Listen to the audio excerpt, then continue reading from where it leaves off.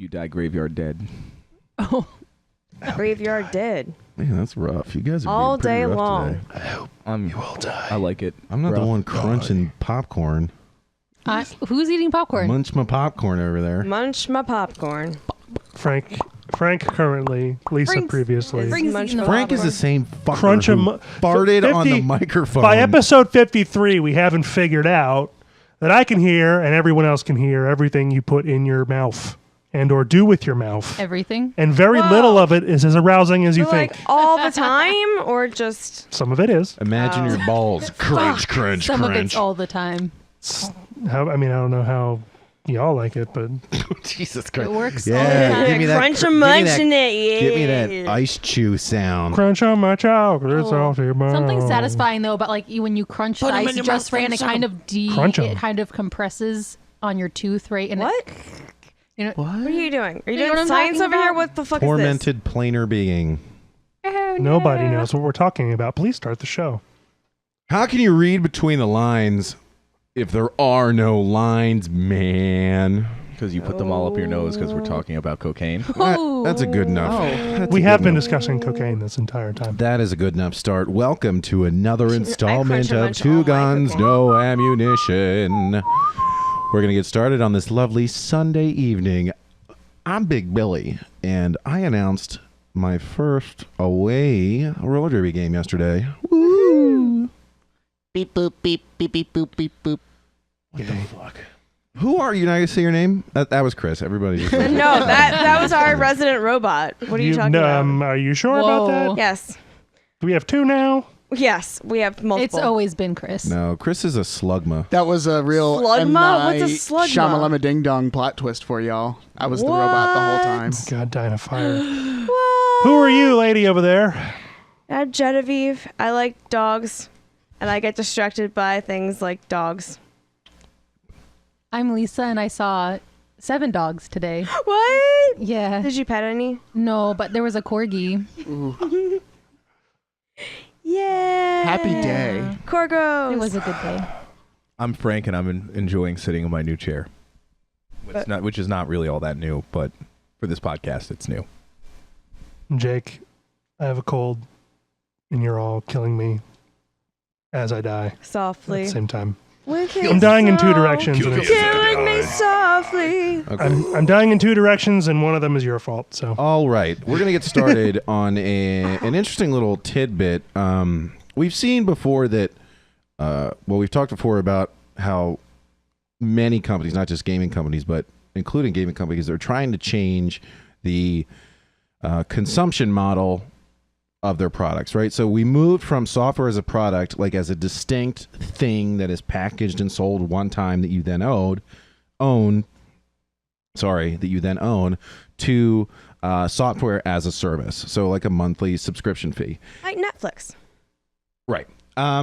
So a big thing right now, and we can see it with different websites, is companies want to get you into their ecosystem, right? They want you to interact with a number of their different products in their ecosystem, even if they're not directly making money off of it. So even if you create a login on, say, Reddit, and you don't click on any ads, you don't really browse, but you've created it, they can still take some level of valuable data from your usage habits if you're not clicking ads and stuff like that, and use that to spot trends, make more money, analyze how their advertisements are working, things like that in the ecosystem.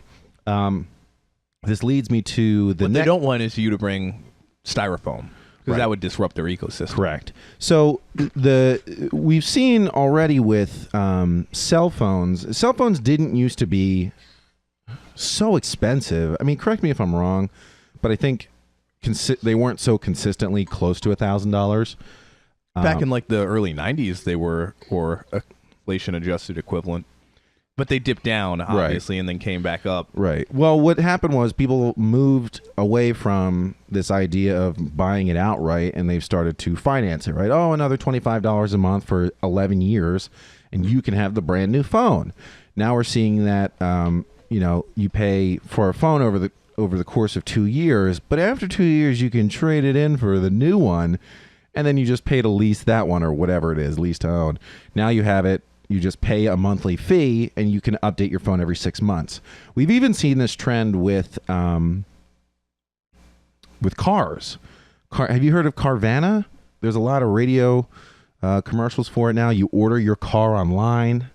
Oh, yeah. I've They seen come and that. they drop it off. And I'm not sure if it's them or another company, but I was reading it. You make a car payment every month, and you don't pick your car. They just give you one. They give you a car that like suits your needs and your wants, and then after a certain amount of time, they send you a new car. It is beyond bizarre.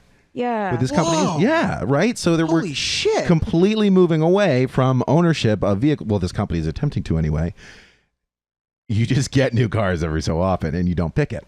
As though Carvana's thing was not strange enough to me that you would buy a car without test driving it, right? But they just ship it to you. One of their big things, as an aside, is they're like, we either drop it off on the back of our truck, or you can go pick it up from one of our car vending machines. What? Wait, what? Yeah, so these Amazon What? lockers, like at your 7-Eleven, except for a car. Wait, Very odd. Yeah, but so Microsoft is, I would say, was making an entrance into this sort of consumption model, but apparently it did it with cars? No. No, apparently it did this with the Xbox 360 back in the day, but now your Xbox One X or your Xbox One S, you can do a lease. I think it's a lease to own over the course of 24 months. So you can get an Xbox One X for $34.99 a month, or an Xbox One S, as like Sierra, for $21.99 a month. Let's see. It says the plan here resembles one Microsoft offered more than 6 years ago when it sold a subsidized Xbox 360 with Xbox Live Gold at the end of that generation's life cycle. So basically, the article that I was reading on The Verge says that the idea back then was to get people to enter into the Microsoft console zone ecosystem. Again, without the styrofoam. Right. Before the market was dominated with the new system, which is going to inherently be more expensive, right? They wanted to get you in, so you got hooked on the affordable option before people who weren't in it were pushed away by the newer, more expensive system. So, which I'd like to point out is a pretty interesting approach to business. Let's get all of these people that are probably not here because, I mean, I would say at least a large portion of the people who go through that lease-to-own program are doing it because they can't afford like the upfront cost. So let's get them into this system so that then they still cannot afford to buy the console. Like, I don't know, it's a small market. Well, I think what it does is it gets you over that hurdle, right? If you're not, it's much easier to do nothing than it is to do something. So if you never try a system out, you'll never build that brand loyalty. And I think that it becomes a much harder sell internally to be like, why don't I buy this console that I've never tried before? But if you scoot in on one and it looks like a good value, you're like, fine, I'll take a chance. You pick it up. It's a decent system. I mean, the Xbox 360 was a decent system. So next time it comes around, they don't have such a hard sell for you to buy at the end of the next generation's life cycle, right? You're already in. And even if you don't retain everybody, if you retain some small percentage, I mean, it's a net win for the company, I think. But let's see here. You commit for 2 years. You get Xbox Live Gold, which gives you access to the that service that Frank likes so much. And you get the Xbox Gold, and you get the Game Pass, right? Which sells for $9.99. So over the course of 24 months, you save $20. So less than $1 a month to take this deal, but you don't have to front the money. Now, do you really have to front the money? No. I mean, you can pick up decent used or refurb systems, whatever. But we've seen after cell phones that people like to, fire and forget, right? Slap it on the credit card. It's just something that comes up every month. I don't even think about it, and I have this good. People love to do it with cars. They love to do it with phones. They love to finance. That's the reason I really believe that our cell phones have gotten so expensive, because people are like, they don't think about it as a $900 phone that I can drop and it smashes or whatever, it gets stolen, I lose all my stuff. They think about it as $30 a month. What's that? A couple of coffees? A couple of slices of avocado toast? Now, I think this is a genius genius business move for Xbox. And I think it's laying the groundwork for initial offerings to be stupendously expensive now, right? So I bought my phone. I bought the Samsung S7 for like $300. Used to be new phones. There was a period of time where you could get them for $300. Now they're coming out near $1,000. I'm buying the last generation for the price that I believe you used to be able to get new phones for. Doesn't hurt the company at all to have a strong secondary market. Right. I mean, Nike has a humongous resale market of like hundreds of millions of dollars for their shoes that they don't get a piece of the action at all because it helps keep the price of their initial sales higher. So I'm predicting that we're going to see eventually an increase in the price of consoles themselves in initial offerings. We're going to see a proliferation of finance or lease deals. This thing is if you end the lease before 2 years, you're still on the hook for the balance of the equipment, which is typical with phones. And you can only do it in a participating Microsoft store. So they're doing a little bit of a screener there. You know, like you got to be motivated to go in and get it. And then they want you to use like Dell something or other kind of financing. So you need to be approved for it. So they're not just giving it to every Tom, Dick, and Harry out there. And I'm sure there's some sort of deal with the financing company, and the finance company accepts some of the risk for Xbox, this, that, and the other thing. But I thought it was pretty interesting. You know, I can't really, it doesn't bother me as much as it used to, I suppose, especially after we've had recent conversations that there is simply too much to consume for one person. There's just so much content out there. You couldn't hope to own everything good. And we're getting to the point where like technology is such that even if you don't own a game, any old game, you can find it somewhere. Legal or not, you can go on abandonware. You can, you know, you don't need a solid disc to pick up an old game. You can get a fucking download a port that somebody made for the PC to run in an emulator, play your old favorite game. Will it run just as well? Probably not, but you can get it. So I'm wondering if you guys have any thoughts on this this lease deal here. Not so much like on like the leasing part of it, but like I have noticed that a lot of companies are going to that like a subscription type thing, like along those lines, like our Game Pass that we love. That's like, you know, that subscription service, like Netflix, like we were saying. I've also seen it now for like music production with like plugins and stuff. Mm-hmm. You can get a subscription to like any amount of plugins. And for you want like hundreds of thousands of dollars worth of plugins that you have for like $14.99 a month. Well, Photoshop moved to that model not too long ago, right, Genevieve? Yep, they did. So it's incredibly hard to buy Photoshop or any Adobe product, I think, at this point, as an individual. So you have to buy it as a company or as a student or part of a school. Otherwise, it's a subscription model, same thing. So it's like, I think the lowest is like $20 a month, something like that, to have certain access to certain programs that they offer. So I think I get like Photoshop. There's another photo editor one that's like for photography specifically. There's one more. I can't remember what it is now, but Vegas Video, same story. Yeah. Now it was affordable to get a full version. I think I paid like $250 or $3 because I figured I'm going to, you know, I mean, we don't do a ton of video stuff right now, but if you're watching, quote unquote, on our YouTube channel, yeah, there's a little bit of editing there to make it slightly professional, I hope. And you know, I went with like a full version because, you know, room to grow, right? Right. And it made more sense. Okay, if it's $250, you know, am I going to have it for more than 25 months? Right. Probably. I'll have it forever. Right. So it's worth it to me, and I had the coin up front. Mm-hmm. It's not such a disparity, I think, between the subscription option and the full price option. Right. But if, you know, you just want to get your feet wet, you have like an optional trial period that you might forget about and keep paying monthly. Right. So and that's one of the things that makes it so appealing. You know, you can get we use SoundCloud, and you can either you can do a subscription model, and I think it's cheaper to pay like for a whole year, But I literally was like, I'm not trying to put up $100 some odd for a professional. I'll just do month to month. And then I have literally forgotten about it for months until I was driving down the road, and I was like, oh shit, I could probably, fuck it, it's only $12.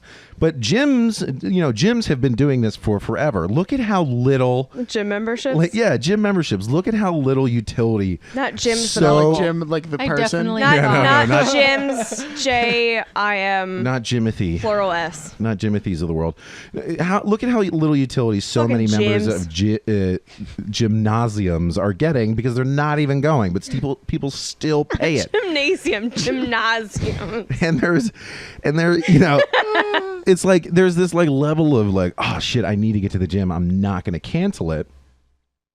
And I think sort of the same thing. You're like, oh shit, I really want to play that game. I've already put all this money, this sunk cost fallacy. I already put it in there. I might as well use it. I don't want to cancel. So it definitely is a pretty interesting model. The other thing is data. I've said it before, and I'll say it again. God damn it! Not data from Star Trek Next Correct. Generation. Nice, Okay, just gotta clarify. Nice reach. Very good. Yeah, you're welcome. Big data analytics, Whoa. and machine Whoa. learning. That's my name for him. Okay. Are the Big D are absolutely the future of these big technology companies, right? So we had recently, after the discussions about Puerto Rico and how many people actually died and all that stuff, the news was like, look, like 500,000 or 1 million people left Puerto Rico. We know where they all went because we track their cell phones. And then they just show you a map of everybody's cell phones going all along the eastern coast, right? Ooh. Now, it might be anonymous, but you can say these Puerto Ricans flew over here, and then they can see when everybody went home. That data is incredibly valuable, and you don't even think about it as a consumer in a subscription model. But companies are getting smarter and smarter at not only analyzing data, but thinking of ways that it can be usefully analyzed and sold. So they get you into the subscription model, so you are constantly updating data. Even a lack of use or engagement is still a data point. So recently, Netflix has, to some users, rolled out test advertisements. Right. Which and is terrible. They're advertising their own shit. And somebody's like, well, they got a point. Like, they make all this new content, but without any ads, how do they promote their own stuff? I'm not buying it. That's what Amazon Prime Video does. Like they don't like put like advertisements, but they put advertisements for their own shit. Right. Why would you need to if you're already watching the ads on Netflix when they can just make an quote ad for it when they just have the running thing at the top showing you all of their new content? I don't want to derail the conversation too much, but I've heard that some people have been getting ads on Netflix. Well, that's what I'm just saying. They're rolling it out, right? Because like I haven't experienced that yet, so I thought it was kind of just like a myth for a second because I only heard from one person. But now you can opt out of it, but basically that doesn't do anything to hurt their end goal. You opt out of it, you're like a non-data point from what I was reading. What they're really looking for is level of engagement. So even if they show you an ad and they give you the option to skip, if you click skip ad, they can still say that there was consumer engagement, and that offers them something to sell to potential advertisers, right? Because you are seeing the ad to some degree, and they can use that behavior to sell other services. All this stuff is valuable, right? So that is what we're talking about when we're talking about getting you an ecosystem, because you're creating more of those valuable data points. And when you get somebody into a subscription consumption model, you get constant service. You can say to the consumer, listen, we will provide you update service all the time. You'll always have the best stuff. But the other thing that they can do is they can tease you with features, right? So you see, like, I'll give you an example that doesn't exist. Go on to Netflix and search by actor, right? So you might go on and you can see that I want to search by actor, and it goes, oh, this is only our deluxe membership.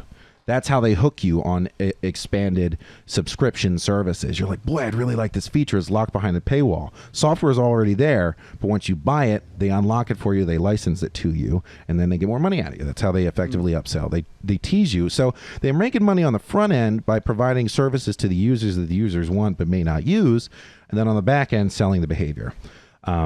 So, like I said, I think this is from a business perspective, I think this is a stroke of genius. I'm curious what you guys think as consumers. Does this motivate either of you, any of you, would you engage in this purchase method? I hate subscription methods, even though I myself, with some things you can't help but doing. If you have Amazon account, you have to subscribe to it, things like that. But me personally, unless it was something that outright I couldn't, if I wanted to buy, because I want to buy a PS4 soon. And I know it's not the most up-to-date model, but, I want to buy that, and, the price is pretty okay, so I know I'd be able to pay for it up front. And if I had to subscribe and do monthly, if it was something that was blocking me from buying it, I couldn't afford it up front, that is a pretty good option. But in terms of actual software, things like that, where it's not just a payment plan, I'm actually subscribing monthly to still have it. I hate that just because I want to own it, and I paid for it, so it's mine. Right. And, Right.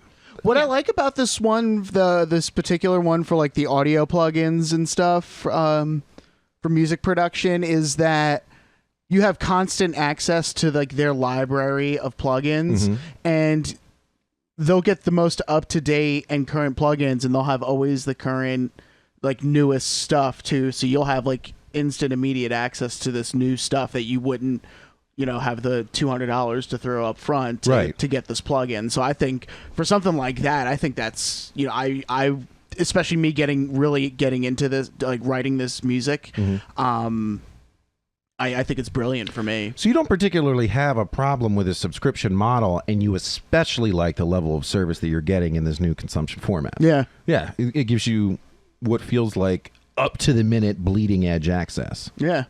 And like in the Game Pass too on Xbox, like I've played like a new game like every other day, off of that.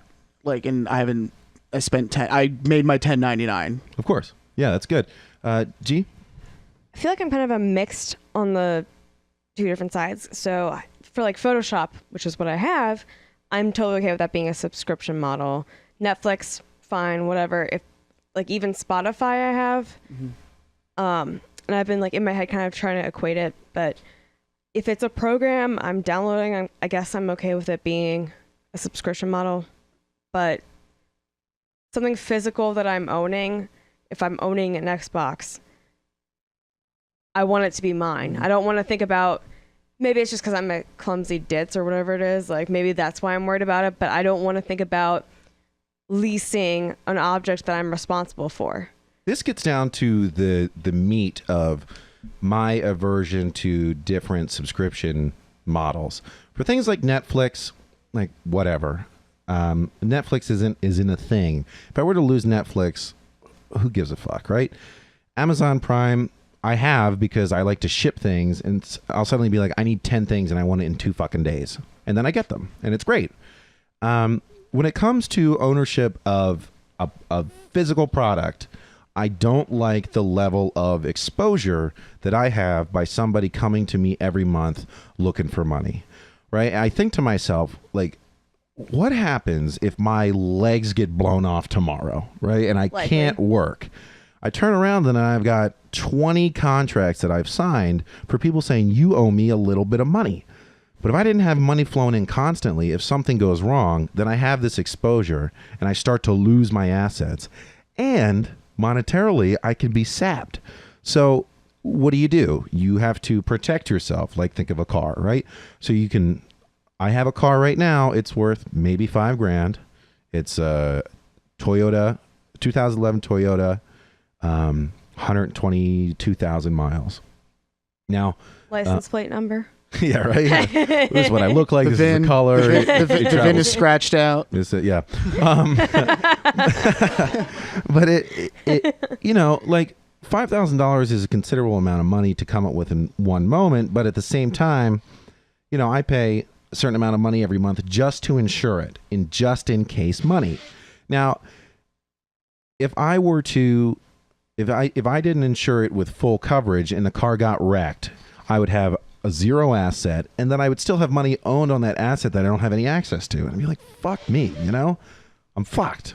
I owe money on nothing. But if I were to put all that money up front and then lose the asset, I just write it off as a lot. That money was already gone. It sucks that I'm not getting the benefit anymore, but nobody's knocking on my door every month asking me for more money as I search for this new thing.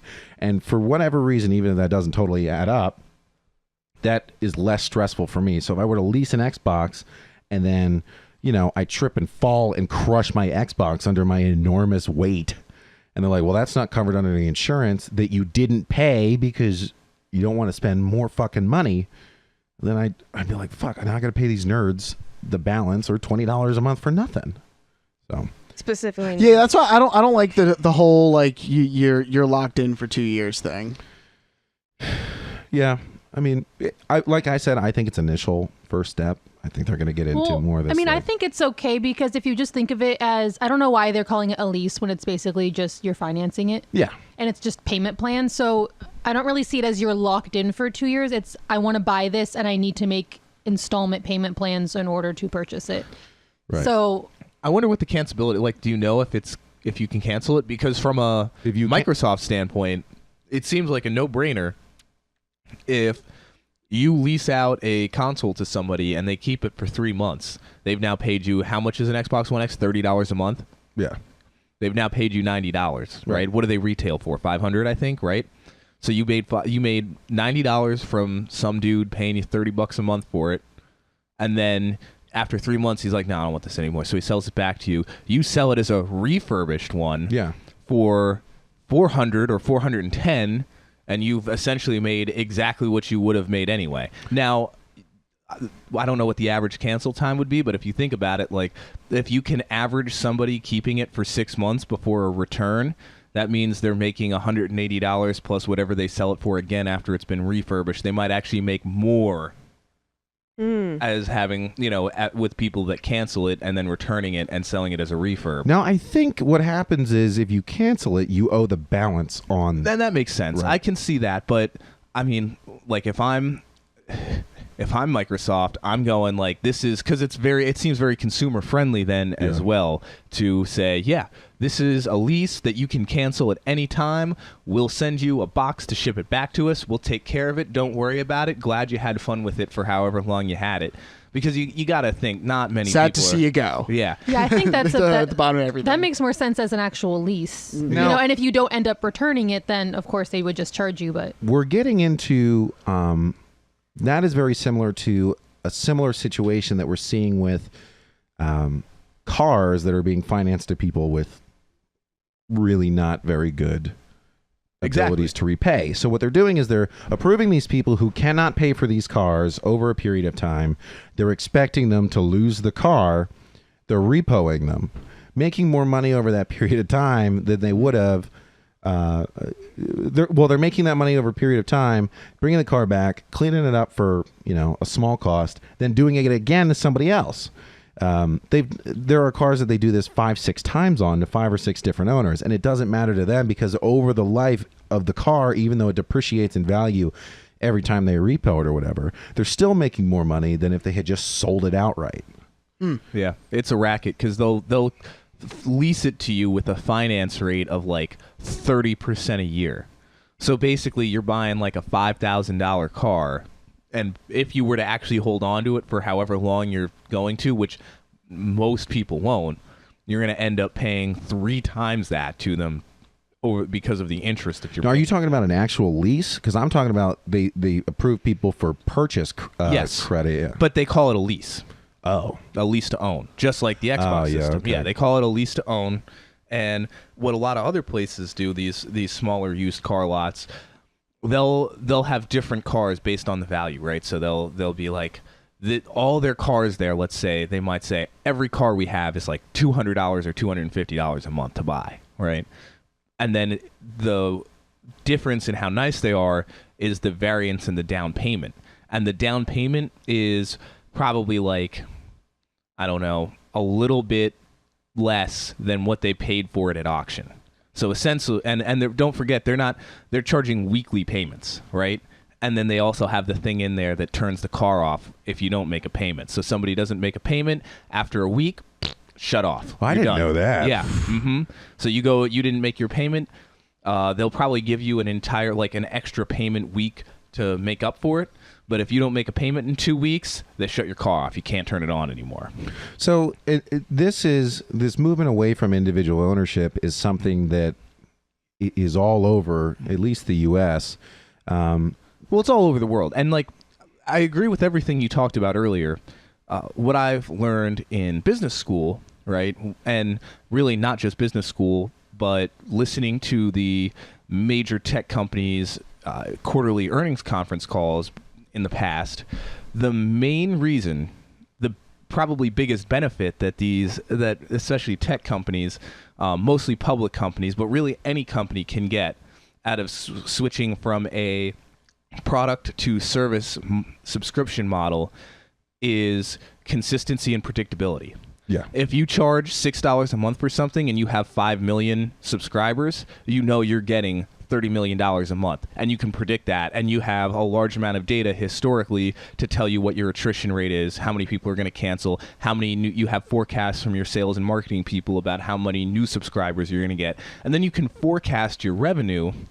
And then also, based on all of your knowing your business, you can forecast your expenses, and it makes for your business to run from an operations standpoint extremely smoothly. That's why all these tech companies, they are finely oiled machines, because they know exactly how much money they're going to spend. They know exactly how much money they're going to bring in.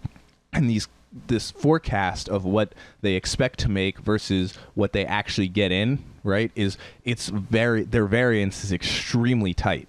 So then they can plan their business with millimeter precision that used to be you didn't used to be able to do that, because you're selling, let's say, in the case of a phone, you're selling a $300 phone. You don't know when that customer is going to come back. He might switch over. If you're LG, he might buy a $300 phone from you today, but in 2 years he might buy a $350 phone from Samsung or a $200 phone from Motorola, right?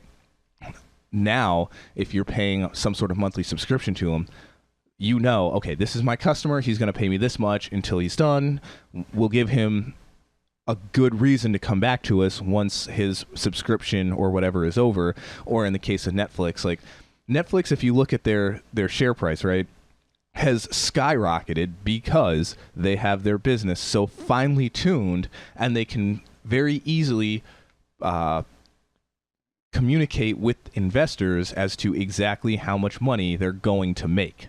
And everyone believes them because they can say, we're going to make this much money, and then they go out and make as much or more. And in a product to, in a single point of transaction product sales, you don't have that level of predictability, whereas with the subscription-based service, you do. Right. And it's interesting, and these things aren't directly related to what you're saying, and I'm going to kind of work back around it, but I wanted to mention that we're running into situations as companies are sort of moving towards this type of model.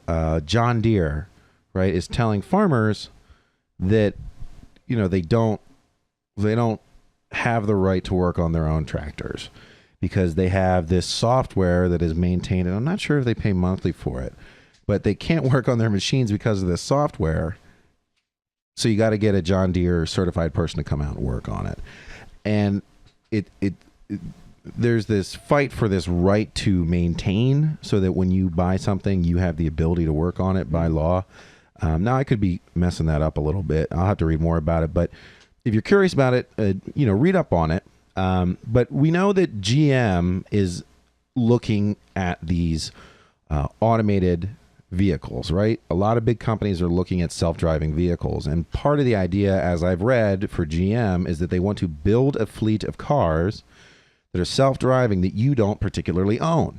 You call when you need it. The company who owns it provides you the service. And it might be a monthly subscription fee. It might be more like an Uber per ride thing. I don't know. I would find both. I personally would find a monthly subscription fee pretty appealing if I was the kind of person who did want to own a car. But they go, listen, car companies, they make their money, well, dealerships especially, they make their money through financing your car and maintaining your car, as I understand. Well, if you can skip the dealerships, BGM, and just say, listen, pay us this monthly fee. Don't worry about insurance because it's super low because it's automated and we can cover it. Don't worry about maintenance for the lifetime, and don't worry about all this other stuff. Just pay us this monthly fee. Man, that's going to be really appealing, and you can build in that semi-unpredictable back-end money into everything every month, and then you get all the positives that you mentioned over there, Frank. So, yeah, that's one of those, and from a consumer standpoint, generally, I prefer to buy. I actually did finance my cell phone mostly because, like, while technically, like, I prefer to own things in any situation where the benefit is not very obvious to owning the thing outright yourself, I would rather have cash up front and pay out monthly, because cash up front is always more preferable because time value of money. Right. So if you can finance something at the value, if you can finance something at 0%, correct me if I'm wrong, Frank, you can assume a general gain of the value of inflation, right? So if you could pay $8,000 today or $8,000 over the course of 5 years at 0%, the money that you owe to the company is losing value as time goes on. So the value of assets that you're actually paying to the company is less than if you just paid it all up front. Yes. And even if you didn't invest that money, so you could, if you pay them $300 a month, you could take, that $7,700, put it in something that actually returns money, and even though you pay out from the principal every month, you could still earn interest off of that value. So there's a lot of different stuff going on. Yeah. So, but the idea of a subscription-based model to a car really does appeal to me, because for me, like, I paid off my car a couple of months ago, and it is awesome. I don't have a car payment. I love it. I would love to have a new car. The only justification I have for getting a new car, and this is a very good justification, is to get 4-wheel drive, because I go to work when it snows, because I'm so important to my company, supposedly, that I can't be missed. And they will put me up in a hotel. That absolutely has nothing to do with me, just my department. My job function has to be done. They don't give a shit if it's me that does it or somebody else. But they treat legal prostitutes pretty well. You got that right. But yeah, I mean, I would love to buy a new car, but I'm cheap, and I like not having a car payment, and I still have to pay insurance. So if you're going to tell me that I could pay a subscription for $120 a month, and I can get a car whenever I need it to pick me up, similar to an Uber, but any time of day to go wherever, especially if it's going to drive itself, oh my God, I would love that. Unlimited Uber rides for $120 a month, essentially, is what you're talking about. That'd be amazing. $120 a month for that kind of access would be, I mean, even I would break down to that. That is right? Insanely. I wonder what kind of like distance you can get out of that. I don't like know. how far is that thing going to take you? Maybe they would charge extra for some astronomical, I don't know, $120 for your basic work package, but $200 a month for the option to travel over 200 miles twice a month, right? Yeah, yeah. You know what? That's probably how they're going to do it. They're probably going to give you like X amount of miles a month too on top of that, and if you cross that, you got to pay a little extra. Or rolls over or whatever. Or rolls over, like cell phone minutes. Oh my God! Could you imagine if driving ended up being like, oh my God, I only have 50 miles left this month? If honestly, I would buy a car just so I didn't have to deal with that. Right. I don't really think it would be like that anyway. No, I the companies will have so much data by that point that they can be like, even if Frank fucking drives 10 billion miles, grandma over there whose grandkids are leasing her a car is going to go 50 feet a year, so it all averages out. Whatever. Like they'll just know how much money to charge to still make money. And I mean, like I said, that really does interest me from if the price is right, but you also have to consider, we talked about selling data on the back end, right? Right. If you lease a car through whatever car company, and they're sending, it would be almost exactly like Uber. You just say, okay, bring up the app, put in an address, that's where I'm going. They now know everywhere that you go. Yeah. And that's the thing. That's why, Google Maps knows where I go. Yeah. But it asked me for labels, and I don't like to put labels in there like, go to Jake's house. I'm like, they don't need to know, all right? Like, back off. They know three. I put in labels for 3 places. My place, her place, and work. Yep. Because they're going to figure that out anyway. Right. So I think the big thing that would keep me from consuming from a subscription model for a car is that I can beat the balls off of my car if I want to. Like if I've done it. I've Haven't we hit all? my car with like a big piece of wood and it leaves a dent and I go, whatever. I pulled my front bumper off in the snow like 3 years ago. I haven't fixed it. I don't care. It hangs there and looks like shit. I'm not paying for that. But big Charlie company over there is gonna be like, Bill, you need to fix that because you hit our fucking car. Whatever. But so I think what we're seeing is stage 1 of where a lot of companies have already gone for Xbox. I will say one thing that's interesting to note, and from a privacy standpoint, I do really like to know what is being done with my information and prefer as little as possible to be done with it. But you have to admire the potential for efficiency, right? So think of how many billions of dollars a year are wasted every year, or billions of dollars are wasted every year on advertising that is like blanket advertising. Think Super Bowl ads. How many millions of dollars are companies spending for 30 seconds of Super Bowl time so they can get in front of as many eyes as possible? And I do think of, okay, if data out there, especially if it's anonymized, right? So there's a way to, and there really isn't, because if you're smart enough and you're good enough at math, you can pinpoint people.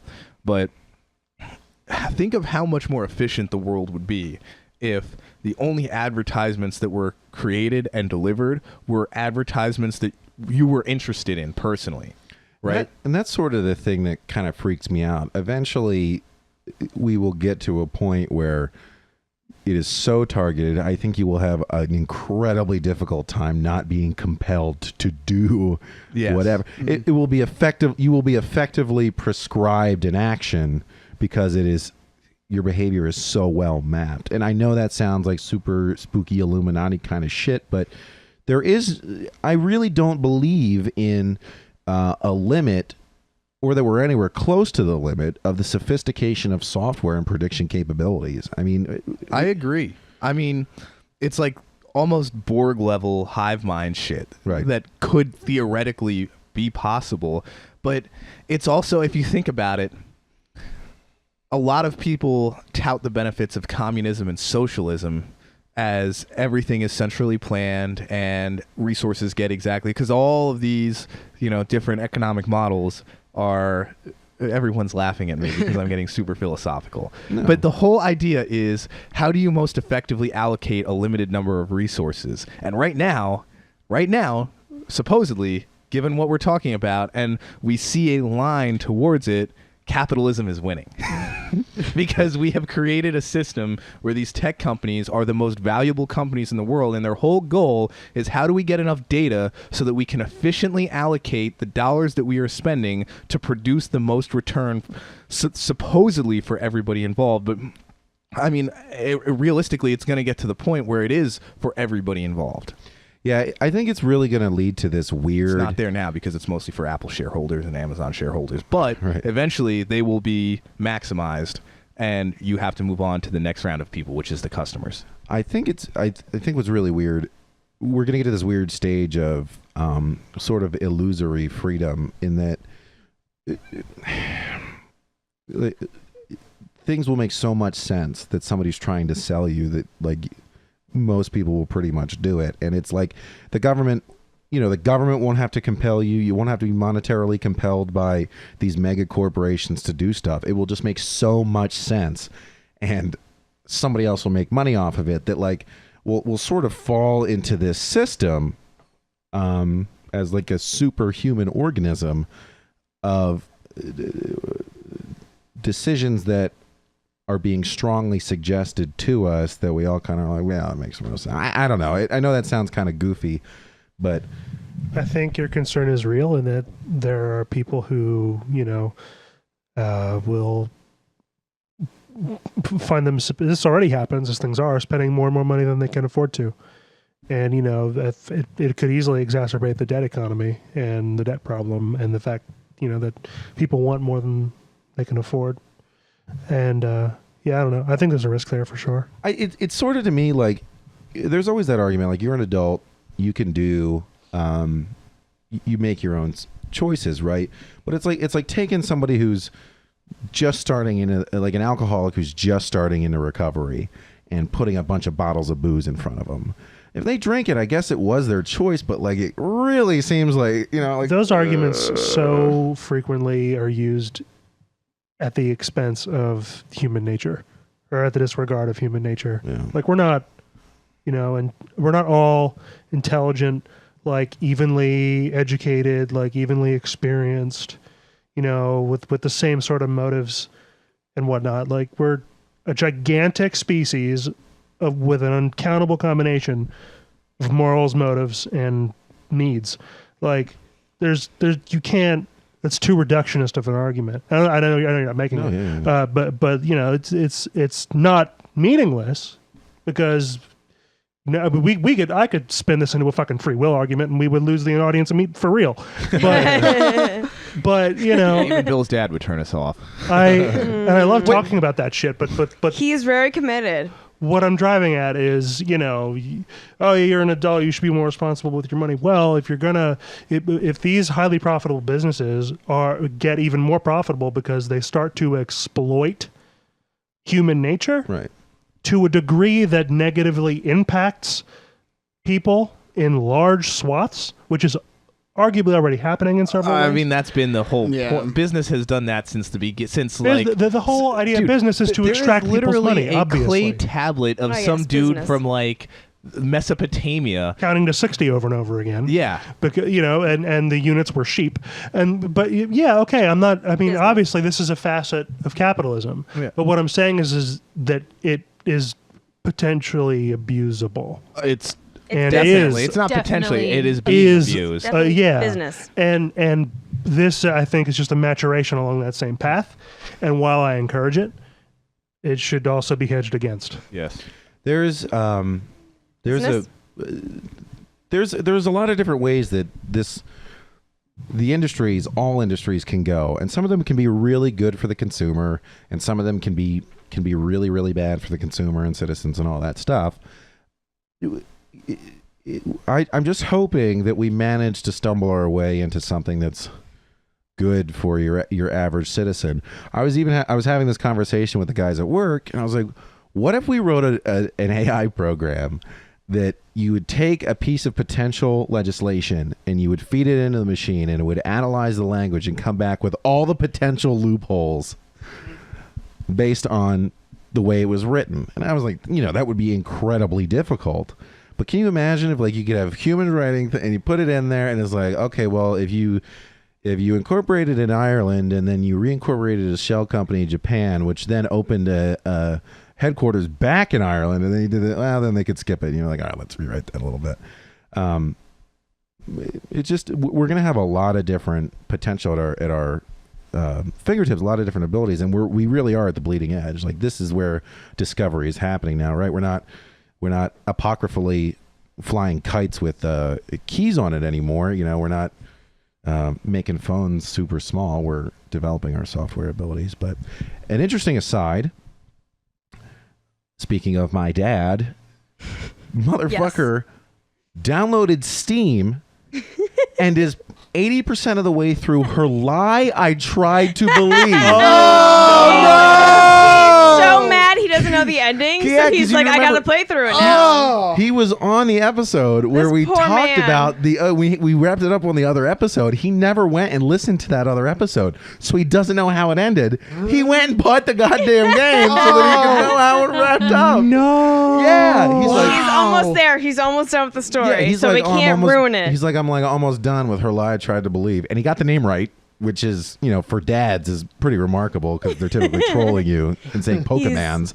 But I'm like, wait. Our episode? He's like, no. I'm like, are you watching it? He's like, no, I'm playing it.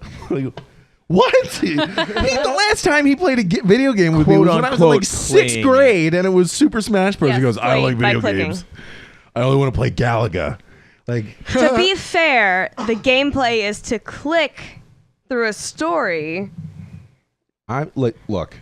My dad. Not that I don't. Yeah. My dad I is in his appreciate him 50s, and doing he it. downloaded Steam to play a game. Sweet. A game that Props. we recommended, sort just- of talked about. I was blown away. I was like, this is pretty darn cool. I strongly recommend it against it. Yeah. Okay, so now what we have to do is strongly recommend against games we want our viewers to, our listeners to play. Yep. Because apparently they just want to do the opposite of what we say. I mean, I don't blame them. We're pretty dumb. All right. Whoa. Anybody got final thoughts on Xbox's new thing? I would seriously consider leasing the next Xbox if it was like that, because think about how awesome that is, though. From I think that's actually really beneficial to a consumer. That, and I know I should have mentioned this like 45 minutes ago when we first started talking about it, but you're getting a console, access to hundreds of games, some of them like AAA, like big name games, Fallout 4, Metal Gear Solid 5, Gears of War 4, big name games, and online play for $30 a month. Listen, That's a great deal. these companies need to get together. They need to have the unification of hardware, which is basically a PC. Yep. All right. Everybody make one system, and then I choose my subscription of Xbox, PlayStation, Nintendo based on the software services. And then I, as the consumer, win, and y'all nerds can fight it out, and it'll be great. And then finance it up front. Endo. That's it, and that's it. You're welcome. There we go. When you make a bajillion dollars, just give Billy a little cream off the top. You know what I'm saying? All right, guys, we're going to take a quick break. Don't forget, we'll catch you on the flip side.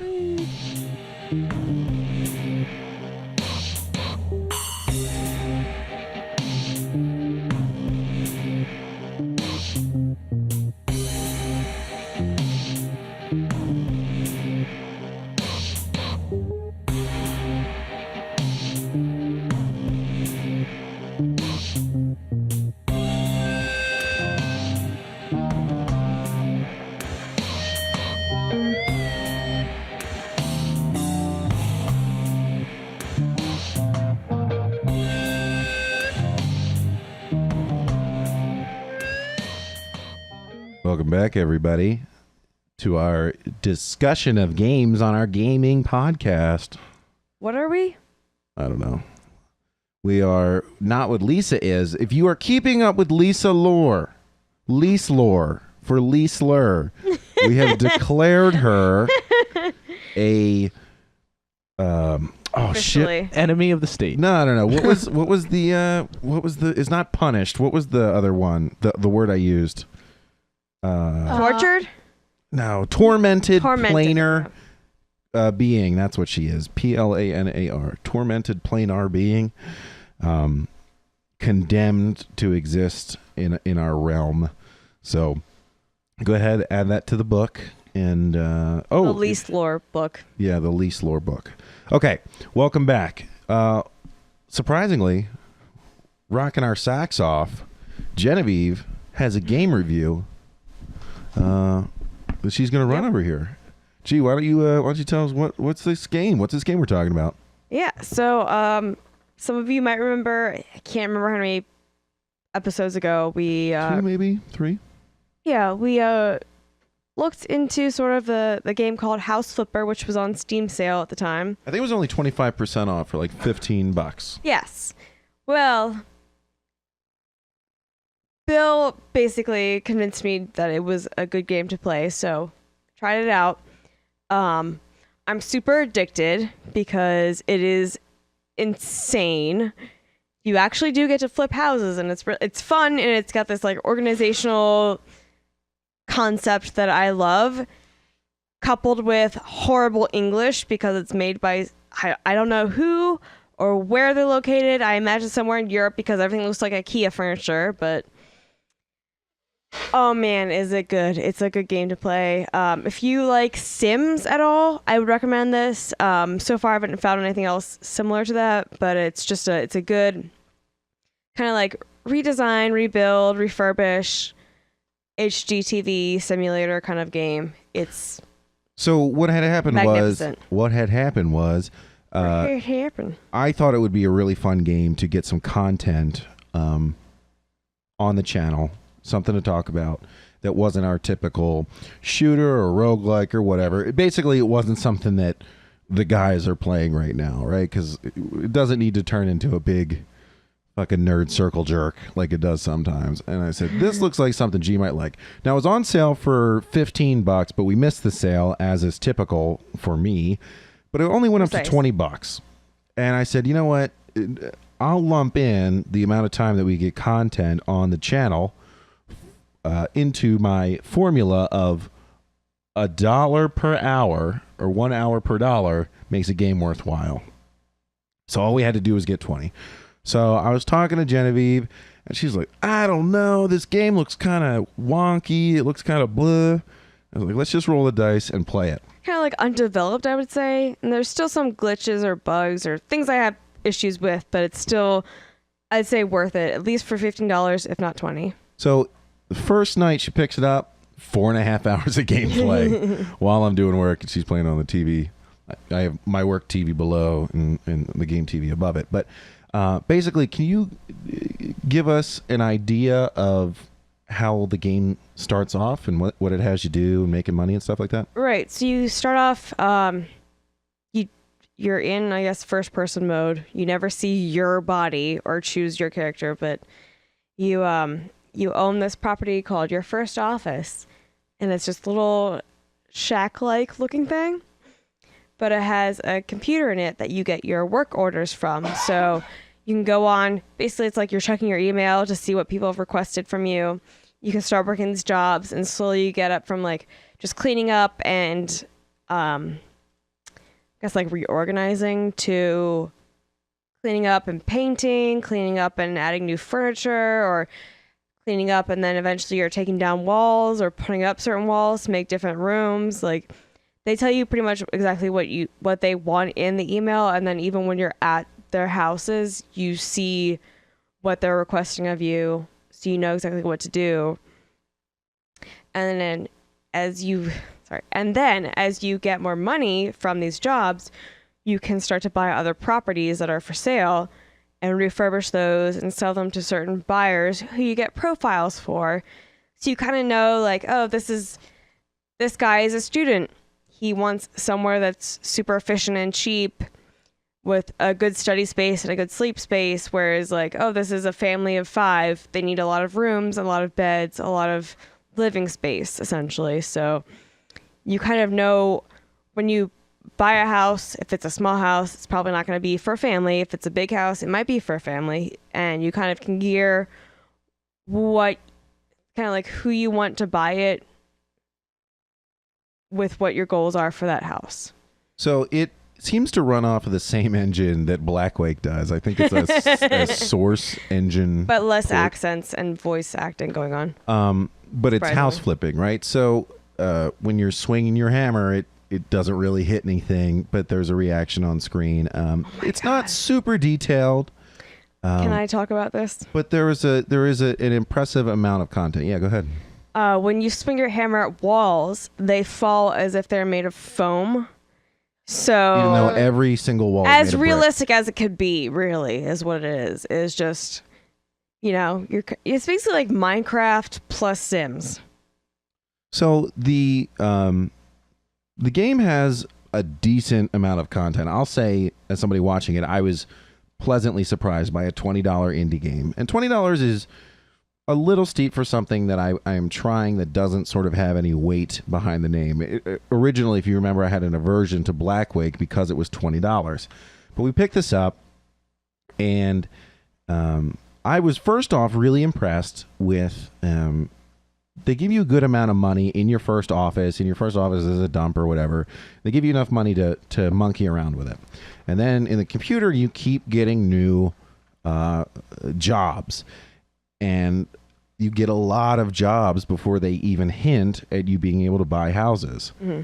And as you go, you unlock skills. So there's not really a skill tree, but they're like, all right, this is how you clean, and this is how you pick up trash, and then you do that house, you make a couple $1,000. If anyone's wondering, super mop is the way to go Then for when you're cleaning, which is just a giant Swiffer. then the next But it's amazing. the next job, you go and you do something like paint, and then you start changing out light fixtures. And every time you do some sort of hardware change, like put a radiator on the wall, there is a minor, it's not a quick time event. It is a as slow as you want event.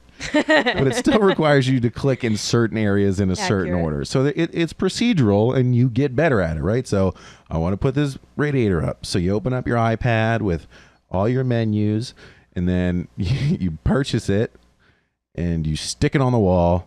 You click the wall, and then you have to click this nut over here, and then this nut over here, and then you click Screw this this pipe, and into it turns, place. and then these two nuts, and then you click this knob, and then you've installed it. Hooray!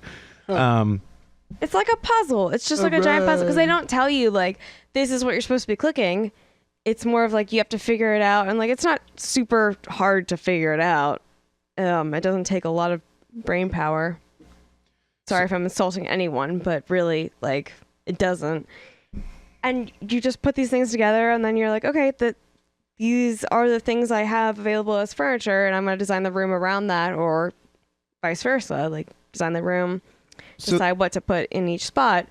And you can actually, I found out today, when you buy a house and you are refurbishing it or whatever you want to call it, reinventing it for another person to buy, you actually can delete and install different, they're called installation processes. So basically, when you go into any house, there's a defined spot where the toilet's supposed to go, the defined spot where the sink's supposed to go, where the radiators are supposed to go, where air conditioning systems are supposed to go. So if you're working a job, you can't change it. But if you go into your own house that you've bought and you're redoing to sell potentially in the future, you actually can sell those spots and replace them or place other spots. You could just make a house full of goddamn sinks or whatever the fuck you want. Like, Nice. like just a bunch of fucking washers. I don't know who's gonna Like buy that but episode of Rocco's Modern Life where he had the bathroom party, I don't know that. where he hired a guy to do like work to redo his house, and the guy was a plumber, so he made every room a bathroom. Oh, that's excellent. I would love that. So It's the like a way swimming pool everywhere. you can get rid of pretty much anything, any piece of furniture or a bucket of paint or whatever, by selling it with this like price gun. So if there's a toilet in there you don't like, you sell it for 2/3 the original price or half or whatever, unless it's total junk, you get 50 cents. So that's what she's saying when you can sell it. But I didn't know that you could move the pipes around. I thought that was kind of fixed, but that's an impressive feature. That's a new thing I learned today. Well So played. the game goes on, and there's a way you can unlock all the stuff. And I think she had done like 7 or 8 different missions or jobs going out through these emails. And they give you a choice of like 5 or 6, so you're not totally procedural. I think they all stay there though. They don't leave as soon as anything happens. Like they. I'm trying to think. Right. So you get to choose. You can Yes. choose, and every time you do a job, some more come in. And I'm wondering However, you can, if you build up enough money from doing these jobs, eventually you're making like $12,000 a job because you're Depending on, installing yeah. walls and stuff. It takes an hour and a half, 2 hours to do. You can just buy a house. So that's what she did. She skipped ahead and bought a house, and it then unlocked all the stuff that she hadn't been tutorialized on, like putting tile up and breaking down walls. I and broke the system. Essentially. which was a really nice little coding feature. It's like, all right, I'm getting kind of bored and I want to just skip right to it. They don't like lock it out and force you to go through the jobs to unlock it. They just say, okay, you can figure it out now, which I thought was really, really well considered. So now, there's probably 15 or 20 houses that you can buy and sell. And while the jobs are clearly defined, the houses, you buy them and there's like 6 possible sellers on the left side.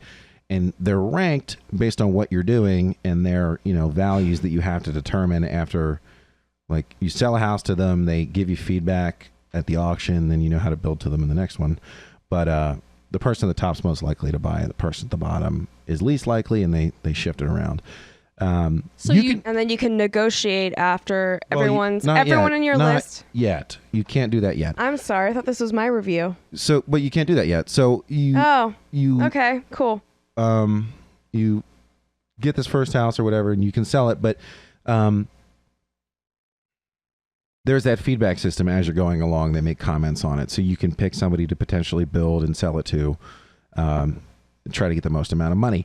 Now, the game, in addition to unlocking these different abilities, has a perk system. Very minor, but there's different categories like handyman, painter, and negotiation. And in each one of those, there's like 3 or 4 categories of different things that you can unlock. And like Genevieve was saying, you can upgrade your broom to like a plastic noodle mop, and then to a big Swiffer.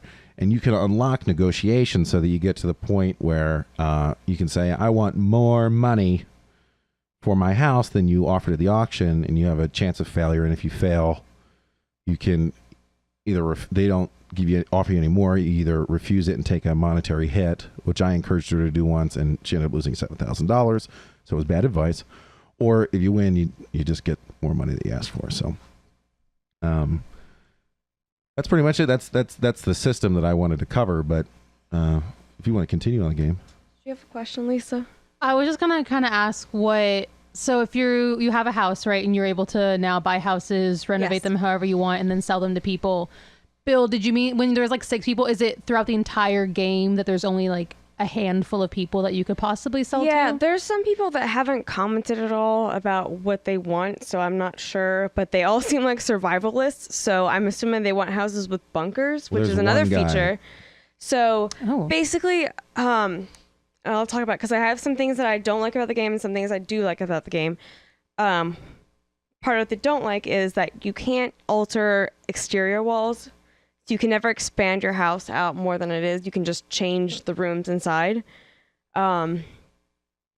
That being said, like, you can't also add stairs, whereas like some houses that I've gone into I haven't bought any, but I've gone into for jobs that have either an upstairs and it's just like a normal family house, whatever, or they'll have a bunker in the basement. Like literally, and I've gone to like Beautiful. to redo someone's bunker. And it's all this survivalist stuff, which surprisingly they have all of that, but then they only have one option for a sink. So I'm like, Interesting. that's another thing. But anyway, So does it let you? So it doesn't let you change anything with exterior walls, and I would assume then that there's nothing like a shed in the back you can add, and nothing to do No. with landscaping. yeah, Yeah. no, landscaping isn't a thing, and that's one of my major points is that they don't let you do anything outside. So like you can make the house as nice as you want.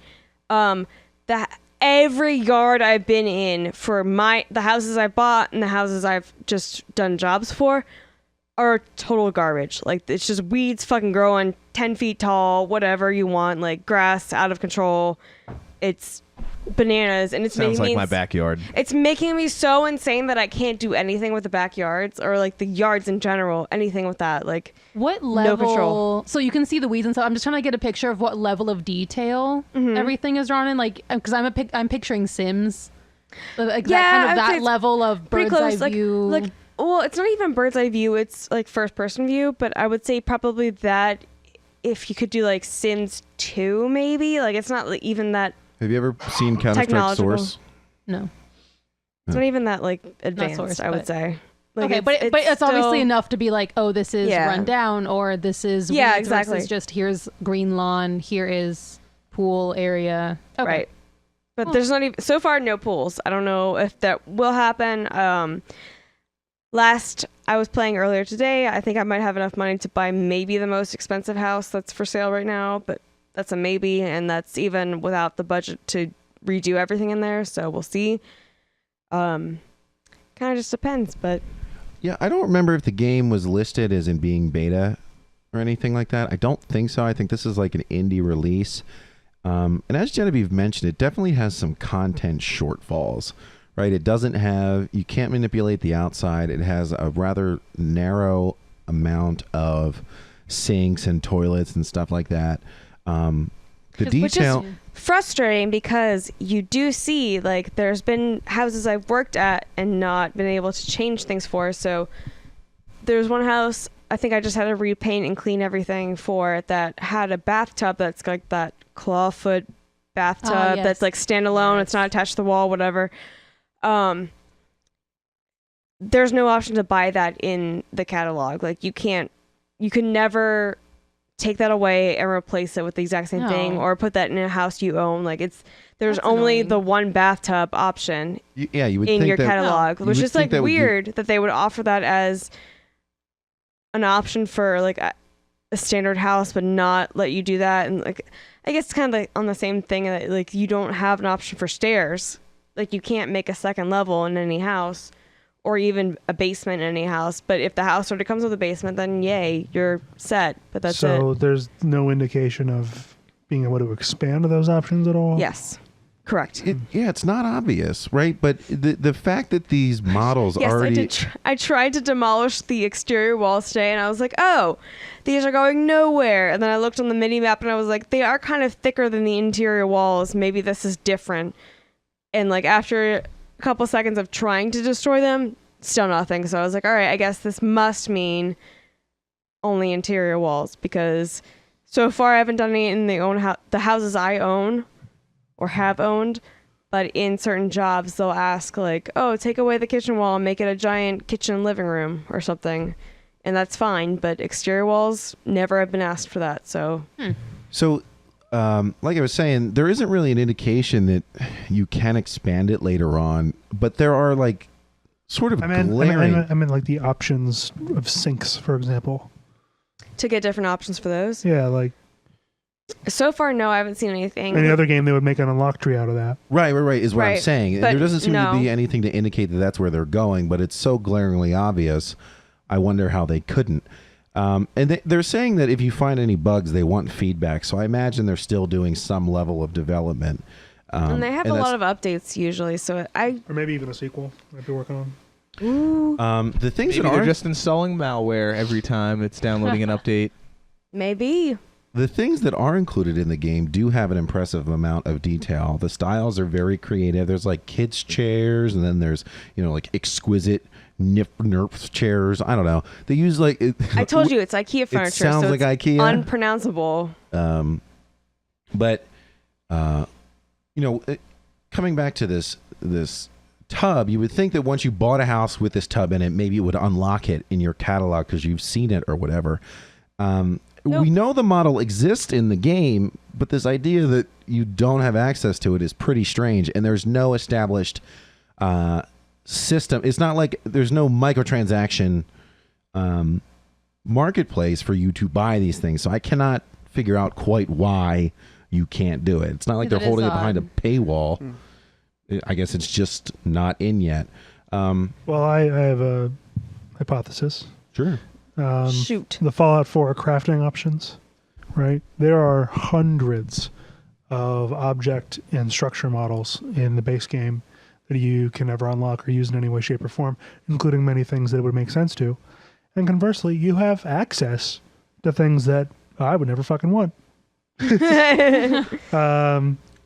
But, more is better in a crafting situation. And there are lots of mods whose sole purpose is to go into those object IDs on the back end and add to them the features that allow you to utilize them in crafting, like, collision meshes and, they already have collision meshes, but like collision with like the crafting interface. Yeah. Like this is where the ground is, like here's how you can tell if it's too close to something else, like whatever. And there are, probably at least a dozen different mods that add some or all of those objects to the roster.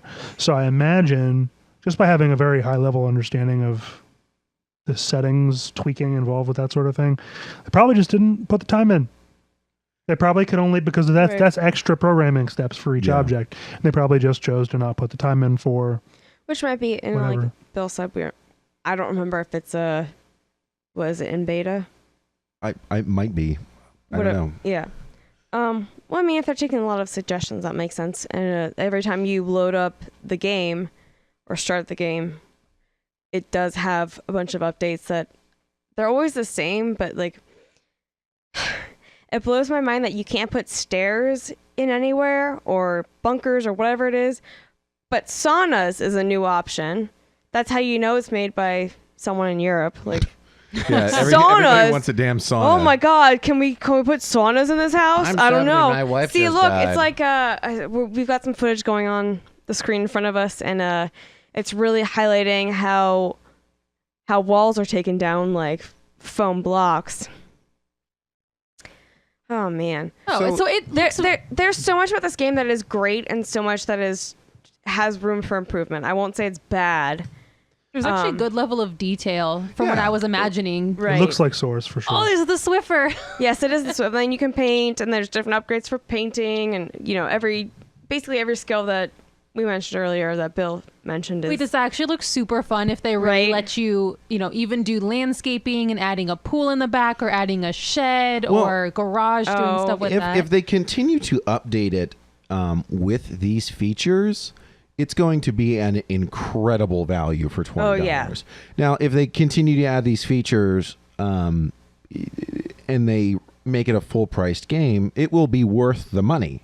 Yes. Right. This game already is 100% worth $20. Yes, and I would say noticed. so, too. I noticed. Okay, so we're looking at a little aside. We're looking at cleaning the window here.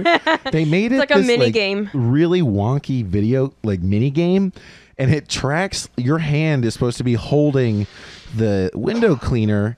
Like your mouse is your hand, but it tracks your mouse too quickly. It's awful. So it ends up just shooting all over It's this dirty awful window. until you get It's- the highest upgrade. It's very difficult. It's very difficult Oh, to do. man. The hardest thing in the game is to takes, clean like, a window.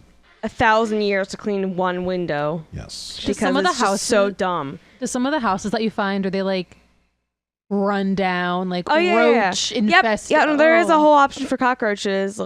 And if you're afraid of cockroaches, you can change them to broken glass. Yes, Oh, there is an thank option God. when you Nice first come considerate. across cockroaches that you can do that in settings. The settings. Let me That's just change considerate. life. Yes. Well, and here's the thing about the game. It is pretty darn cool. It is definitely worth the $20. But Absolutely. It has a lot of features that are quite endearing. So we were talking about how the Oh, there's English is a little cockroaches, see? wonky sometimes.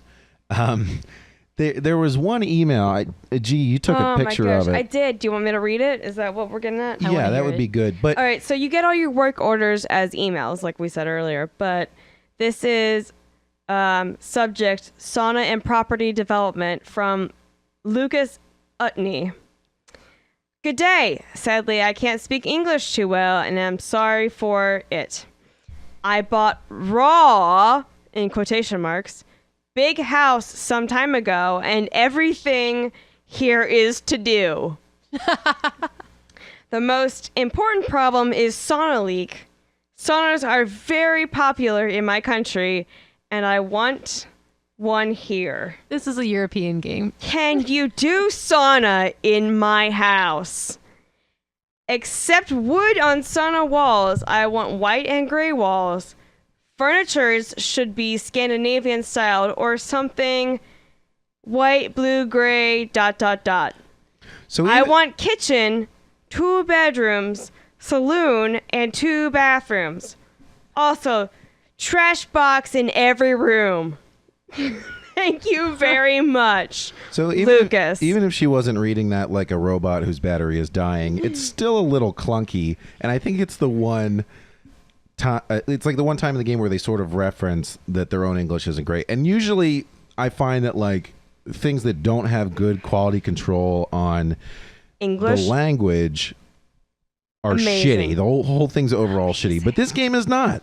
They tried Amazing. really hard, and they give you every ounce of a $20 game for sure. Seriously though, how much would it cost to just email some random dude in any English speaker? You know what? Any random native English speaker you can go on the street. Literally just go out into the street, Like, be what do you like, want done in your native house? English speaker. Yes. Pay $100. But it's you so know? endearing to have this weirdo, I'm guessing Scandinavian person, or impersonation at least, done. Also, I would like to read to you a profile of one of the buyers that frequently comments on my house building. His name is Dolan Trusk. He is a 56-year-old tax official He's a real Scrooge. End quote. He put that on his profile. Yes. What Somebody he did. likes are exactly just one bedroom.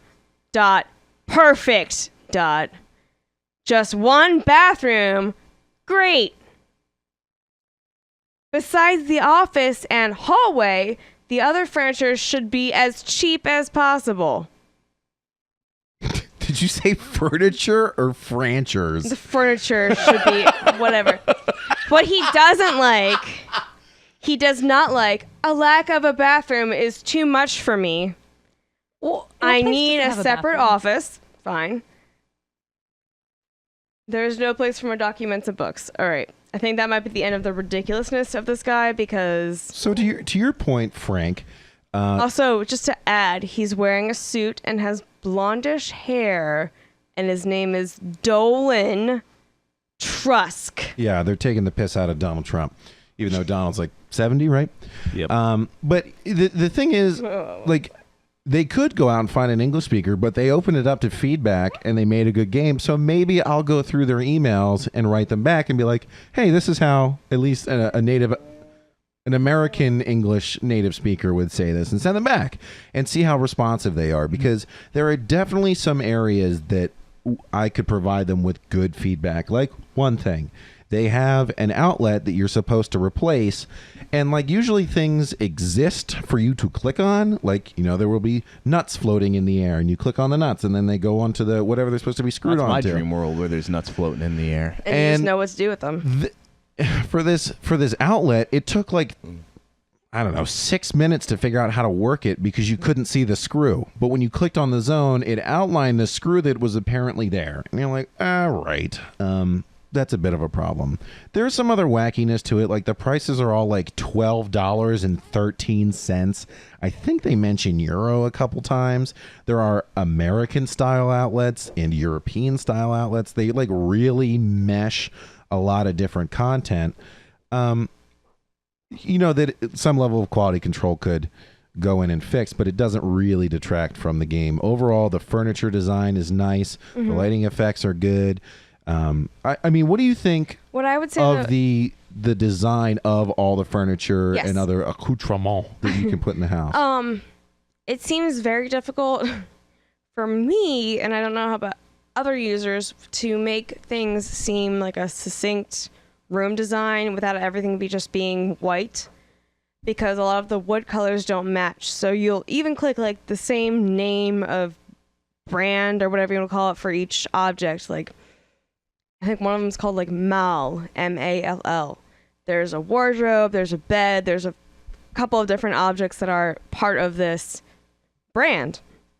And they won't have the same options for like what color to be or what wood to be made out of. So it looks super like just joined together out of nowhere. If you That kind of stinks. Yeah, If you can't yeah. get consistency. And like the only thing consistent is like most of the time they'll have the option for white, steel, or gray, possibly black. But I don't know.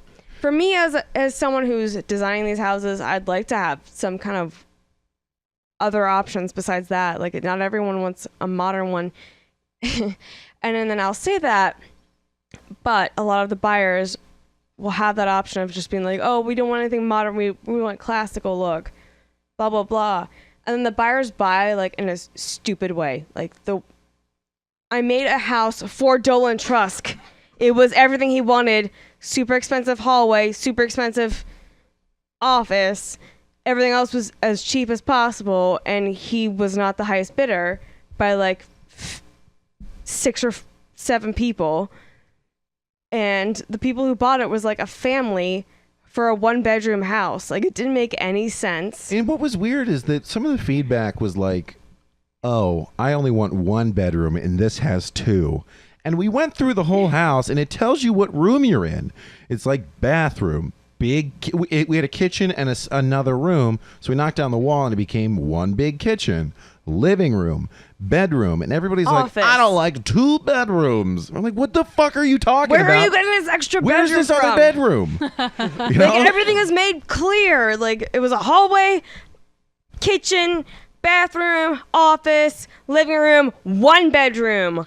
Why are you talking about 2 bedrooms? I don't get it. You see, what the developers forgot to mention is that they put in an actual real human interaction Shia LaBeouf. experience Actual cannibal simulator Shia where people just make shit up and then call you out and then make fun of you for it. And you're like, that house had 2 bedrooms. Like, it clearly did not have 2 bedrooms. There are like a few people in there that so far I haven't tried to cater to, but they're like, this house has too many rooms. Like, it has 3. This porridge So is too hot. yeah, I'm like, what the fuck are you trying to look for right now? Hamburger. I mean, if you read like Amazon reviews and it's just like, this product was perfect, but FedEx fucked up and delivered it to my neighbor by accident who brought it over to my house. 1 star. Right.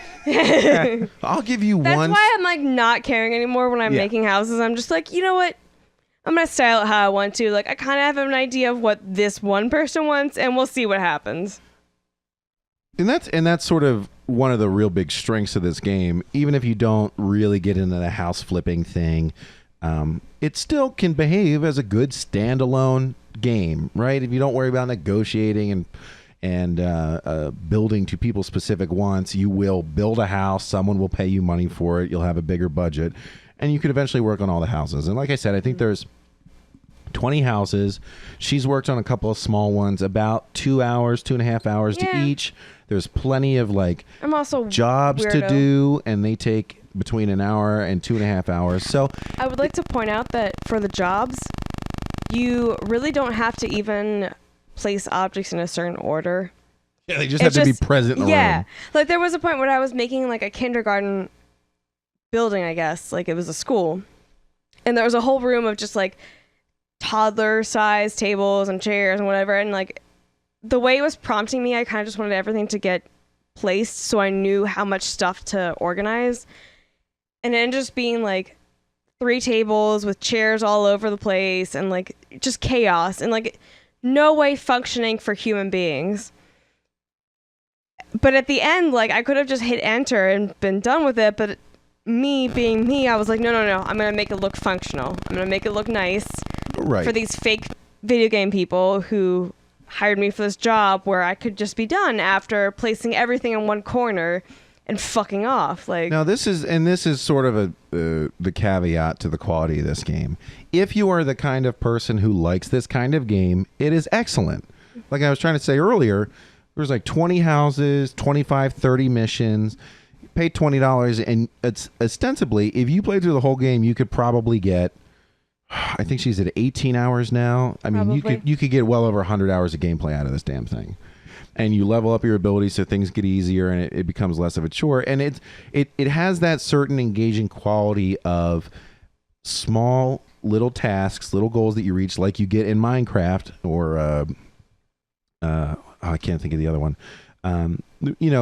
You're crafting these little things, making little changes that offer some sort of satisfaction along the way to a bigger goal. Mm. But if you're like, if this doesn't interest you, if redoing these houses doesn't interest you totally, and you can stand to leave a room without rearranging the furniture, even though you don't have to, it's probably not going to be worth the $20. you'll right? blast through it. Like and just be I played this a annoyed. little bit and I had fun, but I don't know that I would have $20 of fun. I had fun jumping into a house and playing for 15 minutes and then moving on. But I think we both agree it is surprisingly good. It is the second time we've dropped $20 Yes. on a game that we have no idea about, and it has come back and paid dividends.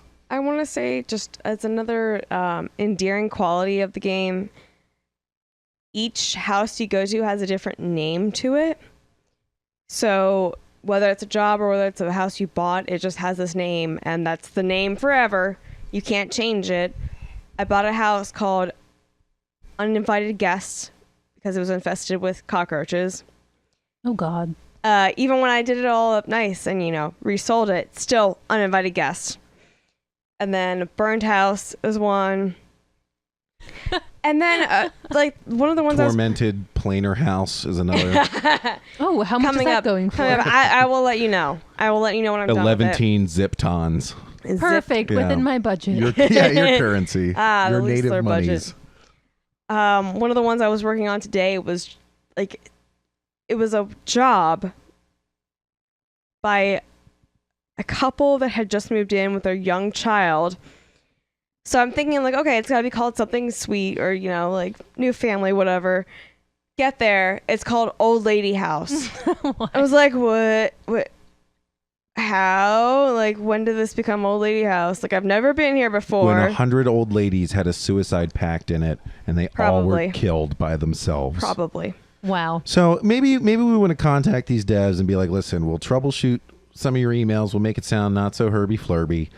And we'll do playthroughs of your DLCs if you give it to us for free. Because there are, like, even the one email I read to you was, like, the most herby-flurby. There are some that are not supposed to be, but definitely are. All right. So give it a final rating out of something, and yes or no, recommend it to a friend.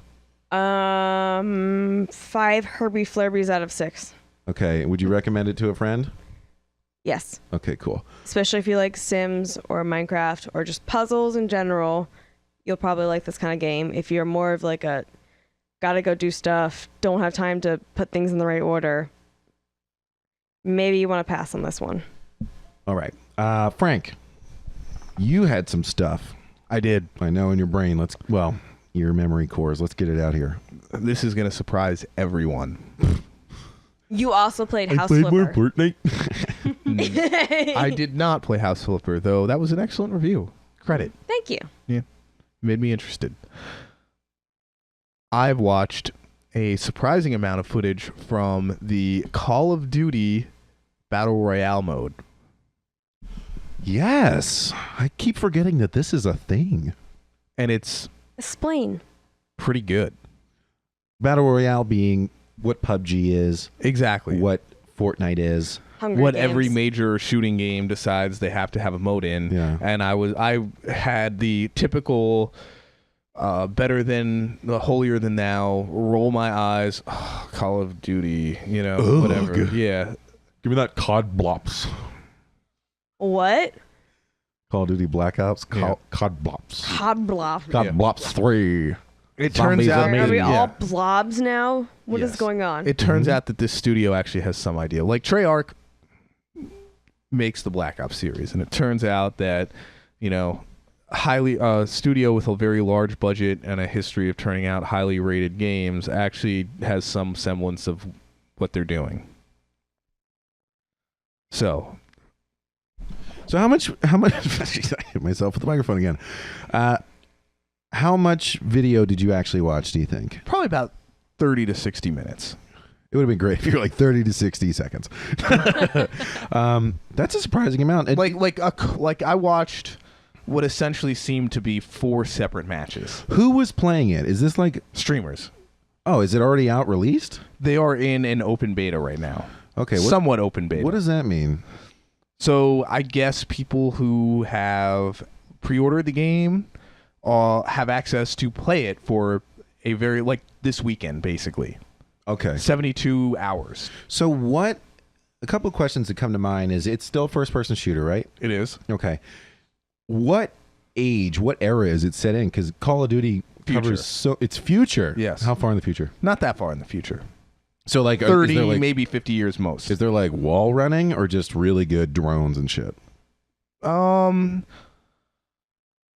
What tech have we mastered at this point, Not according to them? not a huge amount more than what we have now.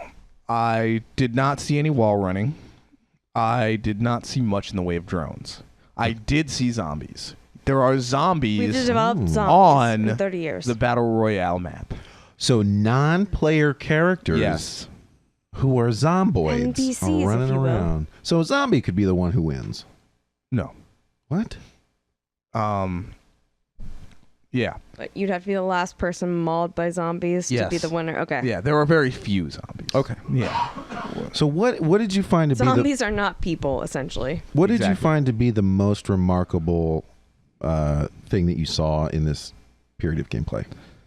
So it was, I want to say, a combination of all of the mechanics, Mhm. all of the features that they've incorporated from Call of Duty history, and general game design. right? So, all right, first thing that surprised me was the map. So for people who are unfamiliar with PUBG, the map in PUBG is 8 kilometers by 8 kilometers. All right. So that's like a half mile each direction, right? 2/3. So it's about 6 miles by 6 miles. That's a pretty big map. Yeah. Right. You got to figure if you're driving a car at 60 miles an hour, it's going to take you 6 minutes to drive across in either direction. The Call of Duty map is probably half in both directions, which is a quarter of the size, right? So it's a smaller map. It still accommodates 100 people, so it's a little bit faster paced. Now, PUBG also recently came out with a smaller map, which is 4x4, right? So that's 3 miles by 3 miles. Yeah. Weird thing for Call of Duty. So you drop in 100 people on the map out of a couple of different helicopters, and you pick your place. The map itself is not entirely, but partially an amalgamation of previous multiplayer maps from the Black Ops series. Ooh, that's pretty cool. Yeah, so those people who have played Black Ops, Black Ops 2, Black Ops 3, you'll notice maps like Nuketown, Estates, I can't remember the other one that I'm thinking of, but it's like a ski resort type thing. Like, you'll notice maps from old Black Ops games on, like, built in to the terrain of the map, and then obviously like interspersed wasteland of just like desert and rocks and shit between them. I thought that was really cool. Yeah, that's a darn cool idea. Yeah. Darn nabbit. Yeah. Darn Great. nabbit. First thing that grabbed me in and said, whoa, these guys actually might be onto something here. Obviously, the core gameplay, and the gunplay and everything like that of Call of Duty is very smooth. Whether or not you like it is a different story, but it's smooth. It's been pretty much mastered by this point. They've been doing it for a very long time, so everything reacts the way you would pretty much expect it to react, unlike other games in the Battle Royale space, meaning PUBG and Fortnite, Neither of them have gunplay as a strong suit. To most people, I will say I really like how PUBG treats it. Yeah. It's very slow paced, very, very intense, yet not, I don't know, in your face. As an aside, I've heard a lot of the public opinion sort of finally turning on PUBG. What? Well, because Fortnite is a very different game, but there's just so much more dev engagement. Yes. And PUBG has had lingering problems since Jump Street, and people are just like, are you fucking kidding me? There's millions of people playing Fortnite who talk to their players all the time. And PUBG's, they put out a new mode, but it's like, it might be too little too late. It is. I would agree with that sentiment. I still enjoy PUBG. I play it from time to time, but most of my time in not playing single-player games in general actually is spent playing Fortnite. Yeah, so I would say you've become a smooth brain, but really you're just a series of isolated cores connected by a biological interface. No, I am a person that appreciates a developer that will respond to feedback and react and continually improve their game. Aww. PUBG has marginally improved their game. They've added 2 maps. Yeah. And all 3 of those maps functionally are not much better than the first map that came out. You know what I mean? It's like, it's not really, it's improving slightly, but when you were infused with as much money as PUBG was, you got to show me more. Right. So, any idea when this Call of Duty Battle Royale mode is coming out? Is it a mode in a larger game, or is it a standalone? Okay. It's a mode in a larger game. So you're gonna have to drop $60 on the full game. Yeah, and it comes out in about a month. So they're gonna have to tweak it a little bit. That's not a big deal for me because games used to have strong campaigns, and that's what you paid for. And then it ended up being you're just really kind of paying for multiplayer. Now you're really just kind of paying for the Battle Royale, and you're getting some other stuff. I mean, it is what it is. Yeah. No, so like I said, this is pretty different compared to the other ones. It seems like they've taken Battle Royale as a genre, so to speak, like we've talked about, whether it is fucking called it. The podcast, we called it. Yeah. Everyone listened. You're welcome, world. What? And they've added their own flavors to it. So, obviously you have the core gameplay, like gunplay mechanics that you would expect out of Call of Duty, which is very polished, and the looting mechanics of a battle royale where you drop in with nothing and you have to find guns and armor and all that stuff. Interesting things that I really liked about the gameplay that I've seen. Health regeneration is treated very differently than, say, PUBG and Fortnite. So in Fortnite and PUBG, you can pick up Band-Aids, which heal a small amount and don't take very long to use. First aid or med kits, which heal a larger amount and take longer to use. In PUBG, the first aid kit heals you up to 75% health, and it takes like 7 seconds to use. In Fortnite, the med kit heals you to 100%, and I think it takes 10 seconds to use. All right. Now, in PUBG, your armor, like you can pick up body armor, it is not represented on your HUD at all. It's just you pick up 3 different levels of armor, and obviously the higher level armor provides you more damage reduction, but whatever. So in Call of Duty, it'll physically display on the screen how much armor you have, and getting shot reduces that armor. Also, there's different levels of health regen, and unlike PUBG and Fortnite, where normal healing items can't heal you to full health, they can in Call of Duty. Also, they generally heal less, and they take less time to use, and you can use them while you're moving, which is a very different mechanic. Huge. Yeah. So basically, in Fortnite and PUBG, you have to take cover while you heal yourself, because you can't move, you can't do anything. You're just sitting there wrapping yourself in bandages. In the Call of Duty Battle Royale, you can heal yourself while you move. So you can just be right out in the middle of the open, start getting lit up, be down from, I think you have 150 hit points, essentially.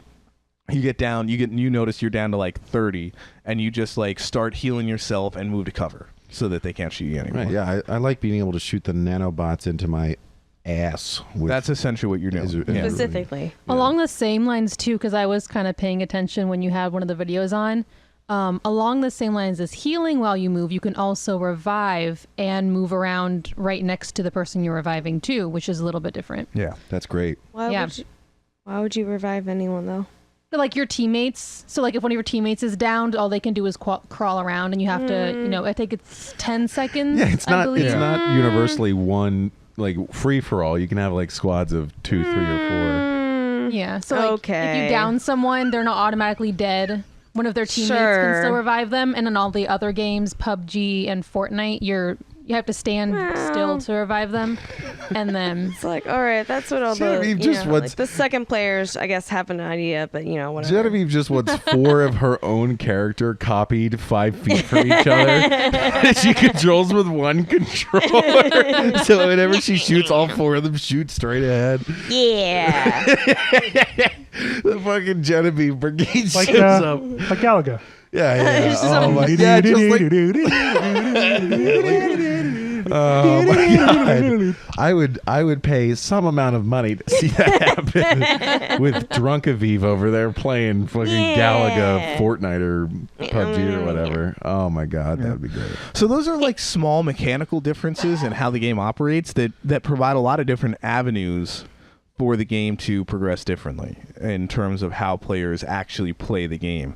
So one thing in PUBG and Fortnite especially is you do everything you can to prevent other people from seeing you ever, right? You don't want other people to see where you are. It's like real life. Yeah.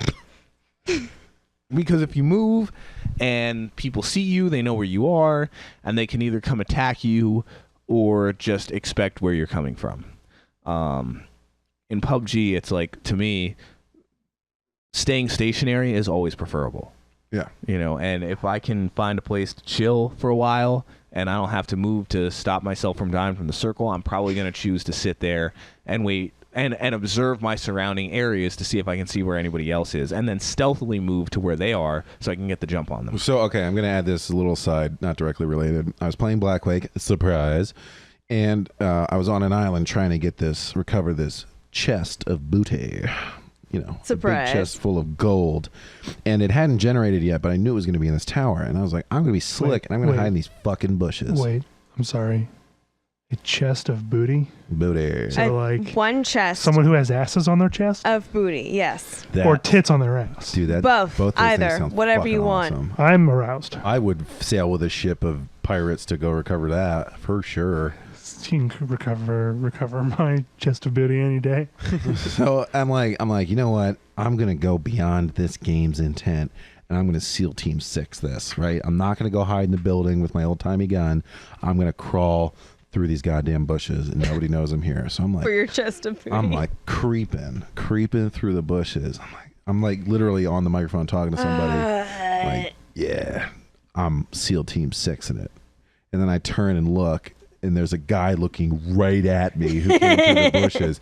And I was like, wait, what color is he? Because I'm blue and the pirates are gray. And I was like, oh no, he's gray. And I clicked to shoot him, and he fucking just buried me with an old blunderbuss right in my face. And literally, like, I was like, I felt Buried you in so the bush? cool for my idea 5 seconds earlier. And the universe was like, whoa, Mr. Too Big for Your Britches. You're too big for your britches. Eat lead. I was, oh, what a bummer. He buried you in the bush. Yeah, what an absolute dork I am. We all knew that. Yep. Anyway.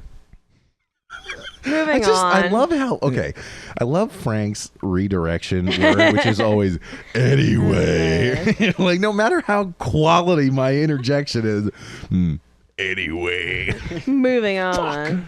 The power play from the robot. Of a robot. Yes, exactly. Exactly. Eat boop. So I think those are all quality improvements over the existing one, and those differentiate the gameplay to turn it into more. I hesitate to use the term faster paced from the sense that the games take less time, because they do. The games are designed to take slightly less time than PUBG, which a match in PUBG, if you win, can take 45 minutes. A match in Fortnite is probably going to be less than 30, probably in the 25 range to 30. A match in Call of Duty, it seems like, is targeted for the 20 to 25. So they're definitely faster paced, but they're also, in terms of the actual like gunplay combat, it's way more. So in Fortnite or PUBG, it's basically, if you get jumped, you're done. If you get ambushed, your opponent is probably going to take you down before you have a chance to react to what's happening, which is why people play it so slowly, because if you're moving around without regard to where everyone else on the map is, you're going to get ambushed, and you're going to go down before you realize where anybody else is. Call of Duty kind of takes that away. They give you enough health, and they have the weapons deal the amount of damage such that if somebody gets a first shot on you and you don't know immediately where they are, you at least have a chance to react to it and take them down. And that is a very different take from where the current Battle Royale games are, where it's very focused on where you're positioned in the map and how you approach and attack other players on the map, as opposed to Call of Duty, where it seems more focused on how you actually are once combat has been engaged. It's interesting. Which makes sense, because they have their history as a game that is a 4-on-4 deathmatch type deal where it's constant engagement. Right. There's nothing wrong with another entry into the genre that isn't exactly the same. I mean, we sort of lauded Fortnite for some superficial differences, and I mean, the games are different. Fortnite's the primary thing you need to be good at to win at Fortnite is building. Right. The primary thing you need to be good at PUBG is map positioning and combat. Right. And tactics, basically. And another entry that's a little different fills another gap. This is not an overpopulated genre. Not yet. Not even close. So, I might not be a big fan of how the Call of Duty releases have been scheduled, or the quality of all the installments, but this is exciting feedback, and I'm excited to see how it goes. Yeah, I was very surprised. I did not think that they would take it this way. I thought they were going to basically copy one of the two, and honestly, I thought they were going to copy Fortnite because of how successful it's been. And it's nice to see that they sat down and they thought, and they say, okay, what does Call of Duty do well? what does it not do well, and how do we really maximize those things that we've done well in the past and translate them over into a different format that we have never explored before.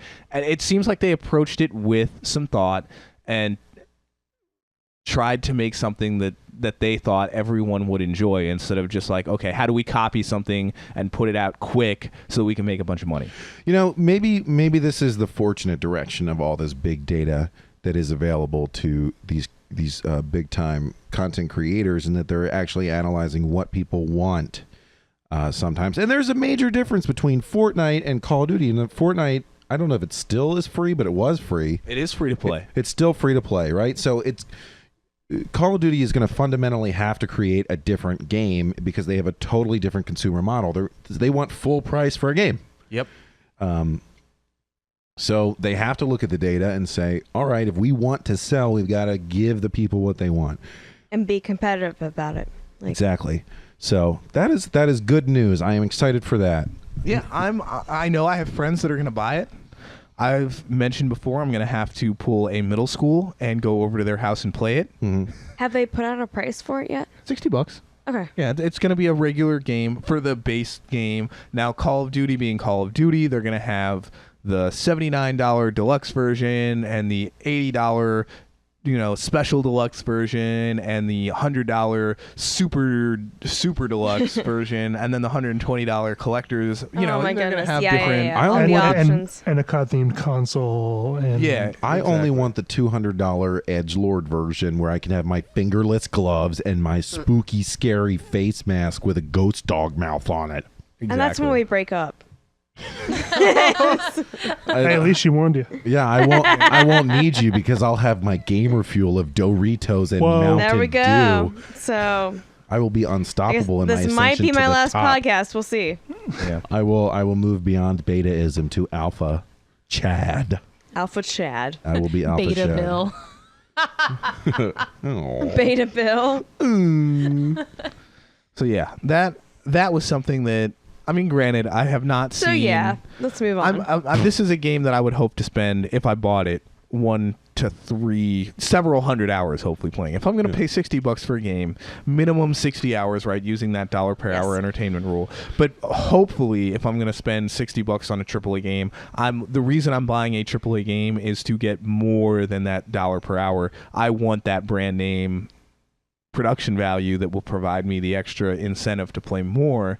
And I hope that I get that. I've only seen enough to judge the surface levels. Like I said, before I buy this game, I'm going to need to play it myself. I'm sure some of my friends will be buying it, so I will probably go play it at their place for a little bit. And if I like it, I'll definitely buy it. Very good. All right, Jake, I'm curious because I've seen you're going through your library here. What is this forest that you've bought but haven't The installed? Forest. I didn't. I have access to a friend's Steam library, Oh, which okay. you can do on Steam. That's pretty. Yeah, because G and I have been playing on the same system, and I tried to play something on mine through her profile, and it's like, "Do you want to unlock this?" But I was like, "That's pretty cool." Yeah, our buddy Justin, who was on a few episodes ago, was like, "Hey, let me log into your Steam real quick," and he did it. He was like, "Now if I'm not on Steam, you can play my games." Sick. It's like, "Oh, you're a sweet boy." Sharing That is games. so cool. You can do that. Yeah, I actually haven't played any of his games yet, but Oh, okay. I have the option. That makes sense. All right. We can't talk about this. They'll His shut us down. library is like triple the size of mine. So Before, Nerd. No, I'm kidding. Please come back. We like you. Before we go to our break, Chris, I'd like you to share something that you have on your mind. You told me you've been playing a bunch of different things. Give us a little bit. Give us a Oh little yeah, taste. I've definitely been taking advantage of the Gamer Pass on Xbox. Explain. I think in like the last like 2 weeks I've played like 4 or 5 games off of it, and I'm quite pleased with all of them actually. Let me pull them up. Chris, here. I would like you to explain more what you mean by that. Like, is it a membership that you? Yeah, the sign up for Xbox Gamer that's- Pass, the membership thing where they that thing put we've like covered in detail on like Yeah. 5 consecutive I can't episodes. tell if Have she's we, though? trolling. This is Have we though? Have we? We have. For at least 5 consecutive Okay. episodes. Well, you know what? I'm like 4 or 5 drinks in, so we'll see. Yeah, I'm not sure if it's that or if you're in the pocket for busting balls. I really don't. It's both. Okay. Okay. You don't have to be. Yeah. Let's give Chris I can his just time bust here. your balls for no reason. All right, Chris. Bust well, your balls for me. Please. balls. Balls. Oh man. Benoit balls. Balls. I was like, okay, Chris, please go. And she's like, oh, yes, Chris. I'm in command now. Clearly. Are you going on a power Genevieve's trip the over captain there? now. You're the one clearing the She's floor? just salty about you I taking some am of the her. captain now. Look at me. Look at me. She's salty about you stealing some of her thunder over house liver. You Oh, did. yeah. You were like, "Oh, this is how I feel about it." Making up for lost time. Oh shit! That game I played. Oh, boy. All right, here. That Balls. was Oh, that something. Balls. podcast you hosted. All right, is Chris allowed to go now? Yeah, Balls. sure. Okay. Bust your balls for me, Chris. Let's We're going go. to talk about my balls now. Are they chocolate? I and don't think salty? Bill likes that idea, so I'm going to talk about this game that I've been playing. Actually, no. Okay, so yeah, Gamer Pass. So Devil May Cry 4 is on there, and I haven't played that yet, and it's great. I really love that one. But you time. haven't Yeah. played it yet, but it's great. I haven't played it yet up until now. He Okay. hadn't played it yet. Hadn't. I didn't. Thank Yeah, you. and I love it. I think it's a beautiful game. I think the sound is very, very good in that game. And I'm like, oh hey, this just came with my $10.99 subscription. Yes, this It's game a good has time. excellent sound. That sound does An great underrated stuff. area. No, it really is. Audio Sound quality is. and soundtracks are a very underrated. Yes, part of the I've been game. definitely paying attention I to have that more. questions. This Okay. Gamer Pass that you've talked about Oh, you're apparently on multiple times. Can you kill her mic, please? You are fired. No, I would like to know though. Like, do you get to play the whole game, or is Yeah. it just okay? Oh, Yeah. Yeah, you maybe it's like a install it demo. and you install it and it's yours. Look, Fired. okay, All right, I'm leaving the room. good. Syphilis. Finally. All right, AIDS is acting everyone. up, It's okay. Relax your buttholes. Bill's gone. Stop puckering up. So yeah, and it's just a really fun fighting game, as we all know that we like DMC We like games fighting around games. here. Yeah, exactly. Jake, do you have any comments? I know you like I've the. spoken at length of the recent Devil May Cry's. I believe I've covered 4 in some level of detail. Yeah, but a bit. I don't want to steal your thunder if you want to talk about it more. No, because I've played several games, so I'm kind of just giving little briefs on all of them because they're Okay. all pretty quick games that I've been playing too. Cool, So, keep going. Oddworld New and Tasty is the remaster of Oddworld Abe's Odyssey. New and tasty. Yeah, it's called Is the new that subtitle. doesn't New and sound like tasty. a game. I love it. Are you sure it's a game? It is. It's not just like. it's a really good puzzle game actually with aliens that fart. What? Oh, Yeah, Oddworld. Yeah. totally normal. Was that You a got it. GameCube? originally? PlayStation. PlayStation. PlayStation. I think I was thinking of Pikmin How dare or you something. insult One. GameCube? Yeah, Pikmin was fun. That was on GameCube. So yeah, that's a lot of fun. It was good to reminisce, and I Wait, just so think what it looks about really Alien nice. Farts? What was the name again? Oh, Oddworld. Oddworld. Alien Farts. You're making this so much more painful than it has to You're be. welcome. So much Mm. more. Next. Next. Ruiner. You and I, Jake, I've mentioned this Oh, to you it's on several me. occasions. Mm-hmm. It's like a Japanese like steampunk retro fuck everybody's day up game. Okay. Uh, So like an action combat. Sort yeah, of it's an thing? action combat game. There's you get a lot of swords and you can slash people up pretty good, and it's very quick because you have like this like quick dash thing where you can just like dash and just slice people in half. How does it compare to Devil May Cry? It's very different in that it's like an overhead kind of thing, and most of your you spin on a 360. Like you're driving like a forklift with your right stick, and your left stick is obviously the direction and forward and backwards. And your attacks are the triggers, which took me a long while to get used to. But once I did, it's a lot of fun. I think it's a very good work of art in terms of like the environments. The color schemes are really nice too, and it's a pretty interesting story. How you're a robot. The ladies are protesting? I saw you mouth drunk. Because you are, dear. Well, you don't have to make it obvious, okay? You're making it obvious. Yeah. Well, just you stay know, healthy party here. Now her fist isn't a righteous fist, it's a threat. For the record, I rose Yeah, my it's fist in sympathy for her fist. Yes. Right. Solidarity with our Mine cause. was a We threat know. more than like I protest you. It's more of like I will kill you Okay, Chris, thing. what were you looking at on your phone there? Is there some sort of like it's telling you what you play? It was via the your X- phone? It's the Xbox app. I don't have an Xbox app. I Do you didn't have know an Xbox? No. Oh, there you go. Then you have no reason to have one. Oh, Right. my Well, I'm goodness. just saying. I'm saying. Please enlighten me. Oh yeah, this is really nice. It's pretty much Whatever accent you just adopted as like murders me. It sounds like Home Improvement, but anyway. Well, you know. Please go. It is all those, It's the Xbox app. You can connect it to your Xbox and control your Xbox with it, which is really nice. Ooh. So typing is nice. Mhm. That's a nice thing, and it's pretty much like your dashboard on your Xbox. It gives you your feed. It tells you your scores, your achievements, what games you've played. You can get your stats on the game. Like I just clicked on Doom and tells you your hours, your total kills, and your achievements and all that stuff. So it's like cool. It's all in there.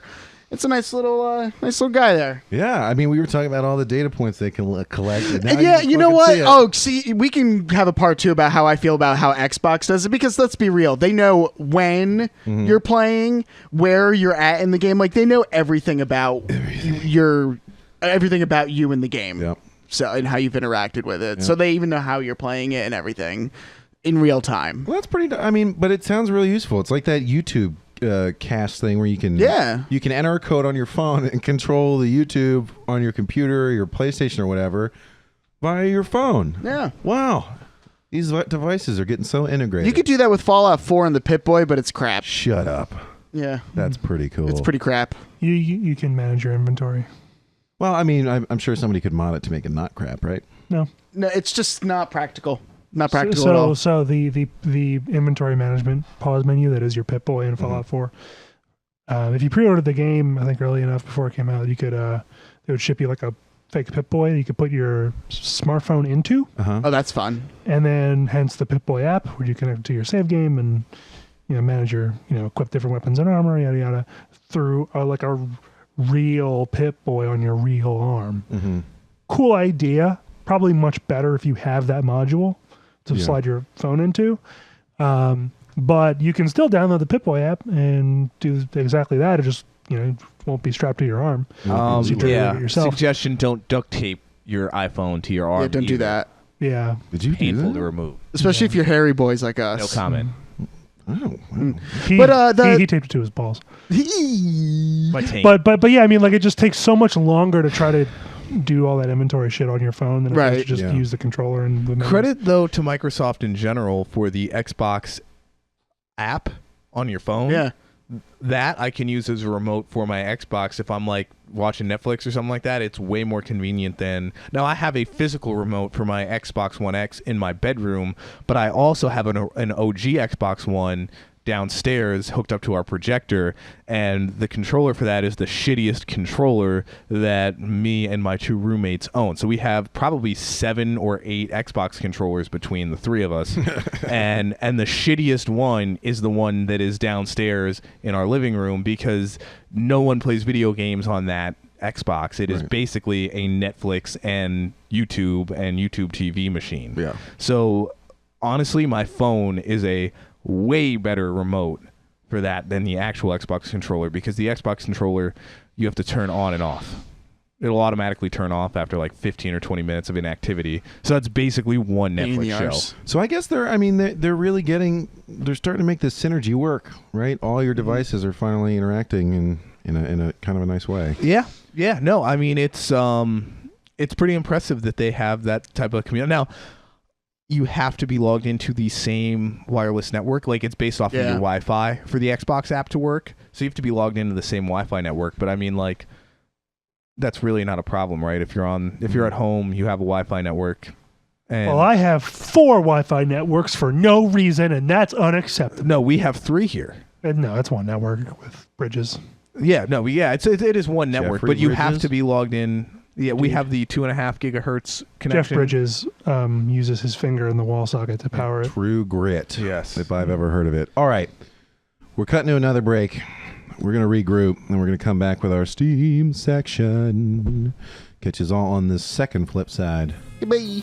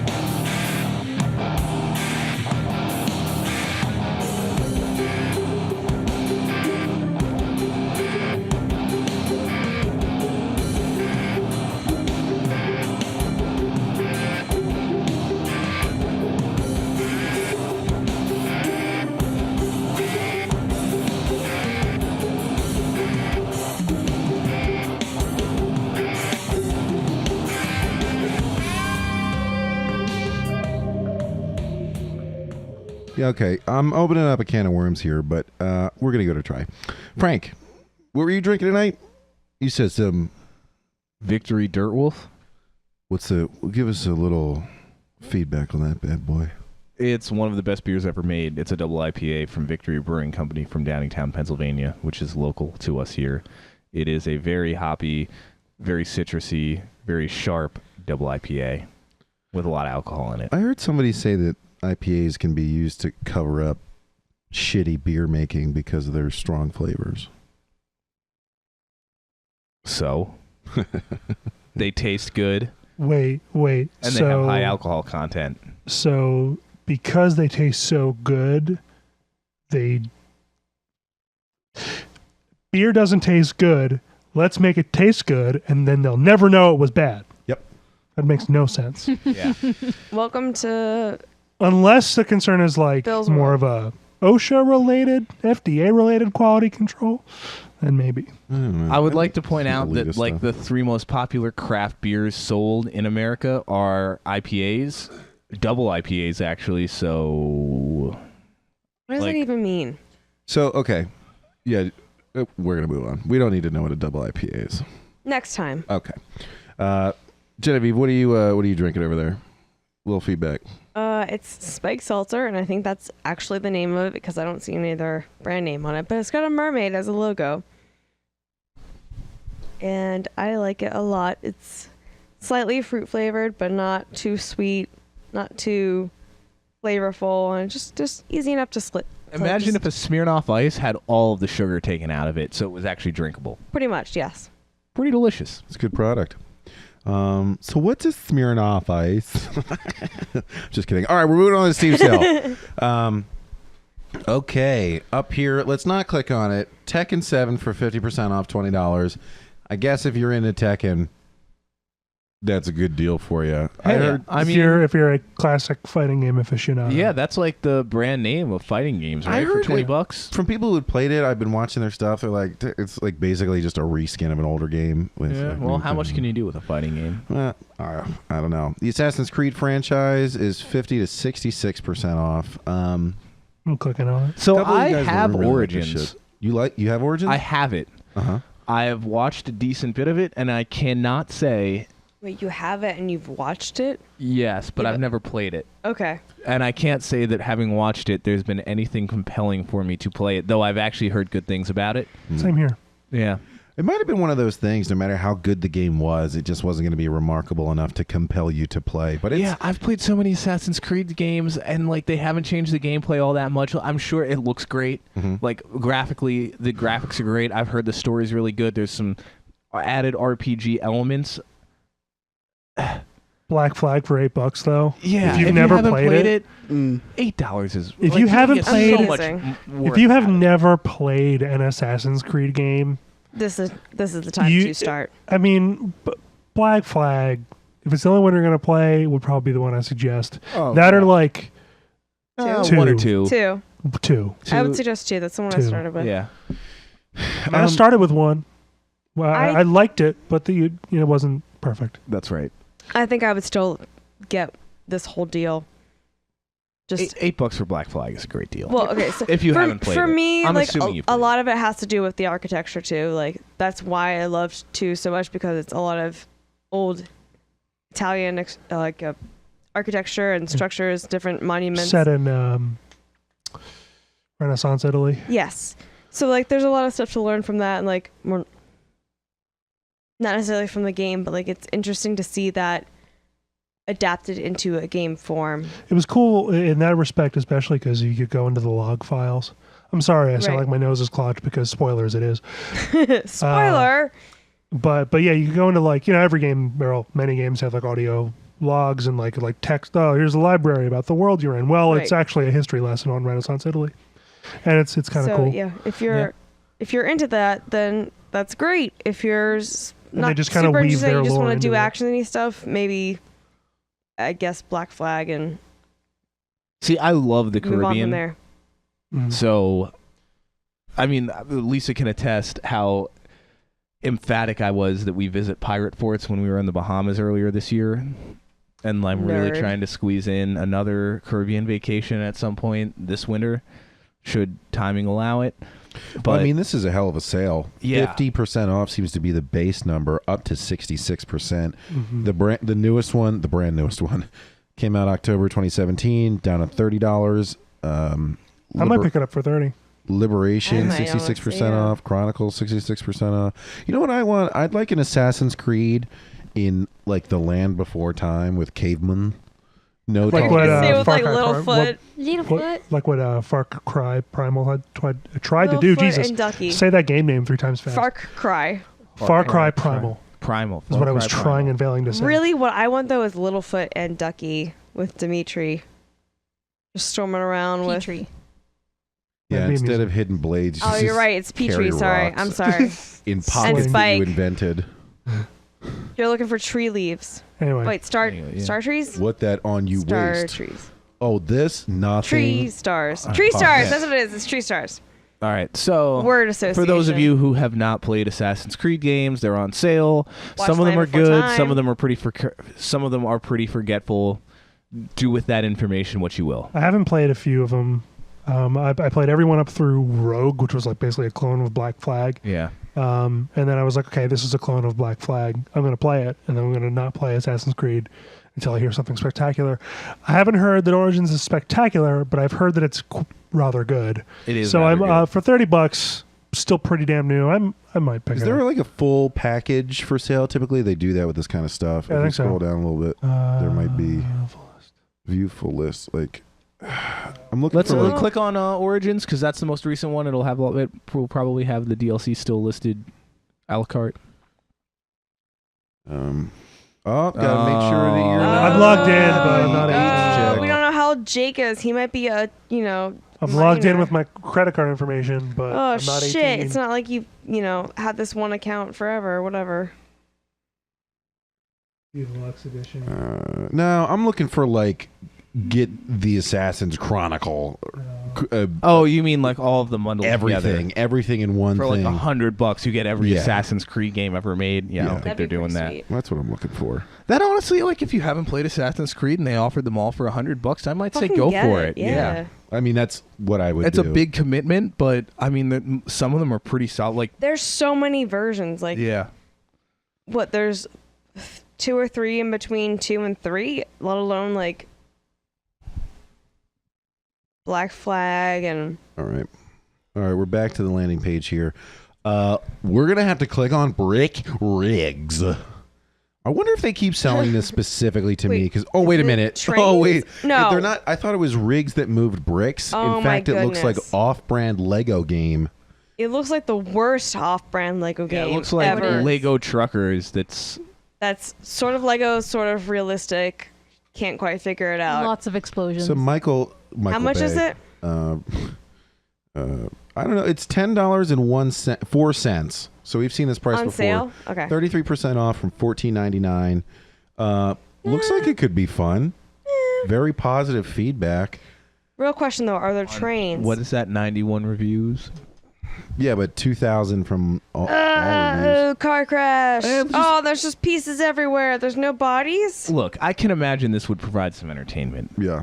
I can't imagine it would provide $10 worth of entertainment if you're comparing it to other video games out there. Now, I say that being fully aware that I and many other people Are will wrong all the easily- time? One, yes, but two, will easily spend $10 on 2 beers at a bar to watch 4 innings of a baseball game that I could have watched from home. It's just confounding me. Why? Who's it for? So What's the market here? So it's like many other driving or vehicle specific sims we've seen on the Steam sales, right? Precisely. Over the however long we've been doing it. Like it is 100% one of those games, except it's off-brand Legos for some reason. So like, not being so like realistic. there's slow like slow-mo camera explosions and like semi inflated but otherwise realistic physics to some degree. There are lots of slow-mo action shots where you would normally see like the real body panels of a car. As you're speaking, we're watching an explosion happen that just, it's fire and then Lego pieces flying out of When it. are Lego things on anything other than Lego fire? Why is this realistic fire? And grass. There's grass here. That doesn't get affected by the fire? I'm so confused. Well, you remember how confounded I was with that Demolition Derby game? Yeah. yeah. Maybe it's like that. I didn't understand your confusion there though, because that just was just like, let's get in a fake car and fake smash it up. I just wasn't sure who was going to buy it. Okay. And- See, that's different from what I'm saying. I mean, at least about 2,700 people have bought this game or reviewed it. Yeah. At least. Yeah. I'm just like, it doesn't look bad. I'm just confused. I don't. Yeah. Okay. I'm just confused. Is all I'm saying. I'm sort of interested. I don't know why. I couldn't explain it to you. Because it looks like a regular like driving sim, but But for you're vehicles also a made fan of of trains and putting things together. and making Like them realistic go. weather and So- shit. What? Why are they Lego? The whole world should be Lego. Wait, is this how Legos work on snow? Or is this how trucks work Is there like a on Lego snow? dealership I can go to? deal with the How do they Legos in test this this? game? What Thank by you. what realistic standards are they going by right now? All right, let's get out of here. Yeah. I don't Lego know. wheels Let's eject. or weird. real wheels? What the fuck? Okay, Arma 3 for 66% off. I think you could probably speak to that, Frank. $13.59 for Arma 3. Very, very, very detailed military sim. Unless you are planning on like pulling squad operations and like actually know what the fuck you're doing, I don't know if that's really if it's gonna be really for you. If you are super into extraordinarily detailed military sims, this will be for you. Wow, that guy looks insane. Yeah, the I guess- graphics are incredible. You need a spaceship to power this game. Like I said, if you get on this game and you play in a full match with several dozen other people, they will expect you to know what the fuck you're doing. When you say spaceship, you mean like a tower like Jake has? Yeah. You need a pretty good graphics card and processor to handle this game. It is very resource intensive. But I mean, like, really, like, look at this. Like, they do their best to rip off anything that is pilotable or anything like that. They're doing their best to rip off the actual control scheme and expect you to know what buttons you have to press and all that stuff to get it to take off, land, all that shit. It's very, very, very, very, very, very Military simulator. yeah, full stop. learning intensive. There's a steep learning curve here. I guess If you're into it, you will pour thousands Hours. of hours into it. for $13.49. Yeah. Doesn't seem too bad. Yeah. I'm gonna pick it up. That'd be cool if you picked it up. All right. Here we go. Planet Coaster. I imagine it's like, what is it? Coaster Future simulator? of Coaster Park Simulation games arrived. So it's like Roller Coaster Tycoon, but a whole There planet we of go. them? That's Pretty much, yeah. yeah. Oh, boy. Oh, but slightly goofier looking people, I guess. Still for That look like they're from Pixar or something. Yep, this video we're watching is not helping. There's Why a is there a dinosaur. dinosaur? Sell the Oh, I guess idea. it's supposed to be like the theme of your theme park. oh, Is that your dinosaur themed theme park? I imagine this is made by people who used to play Roller Coaster Tycoon and really liked it. Looks like they put a lot of care and effort into this. Wow, yeah. This looks pretty darn neat. But I mean, it's certainly not up my alley, but If you like these kinds of games, it looks pretty good. yeah, it looks really, really sharp. You Yeah. know, we're getting to the point where it's not super hard to create good looking assets and develop the world around it. Looks like highly customizable landscapes where you can develop all sorts of a park, That menu research into pretty- expansion of what you could do. You get shows rated, you could share in the community, you unlock stuff.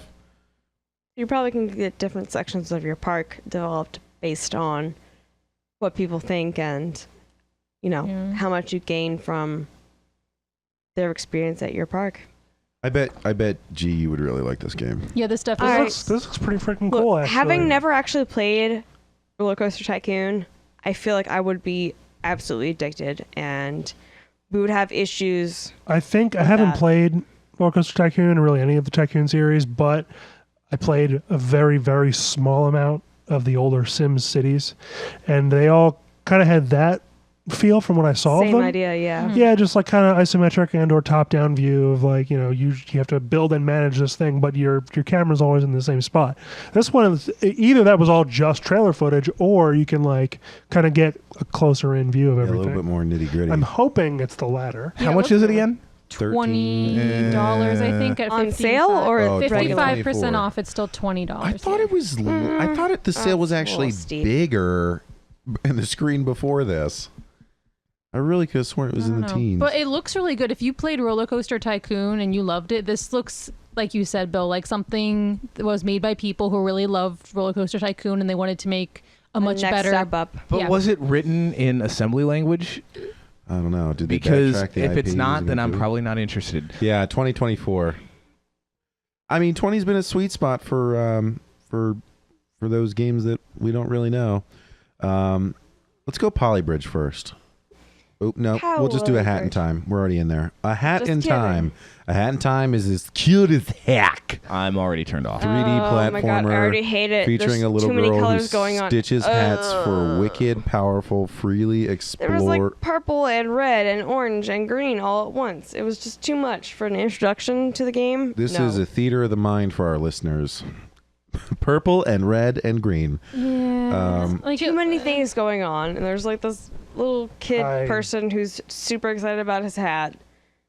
Like we've seen things every bit as colorful as this before. Yeah, Yeah. I'm just not a fan of this style. It's a little too cutesy, and I mean it's a platformer, so there's that. I But already I don't hate like it. the style so much. It's got 8,000 reviews and they're overwhelmingly positive since I October still hate it. 2017.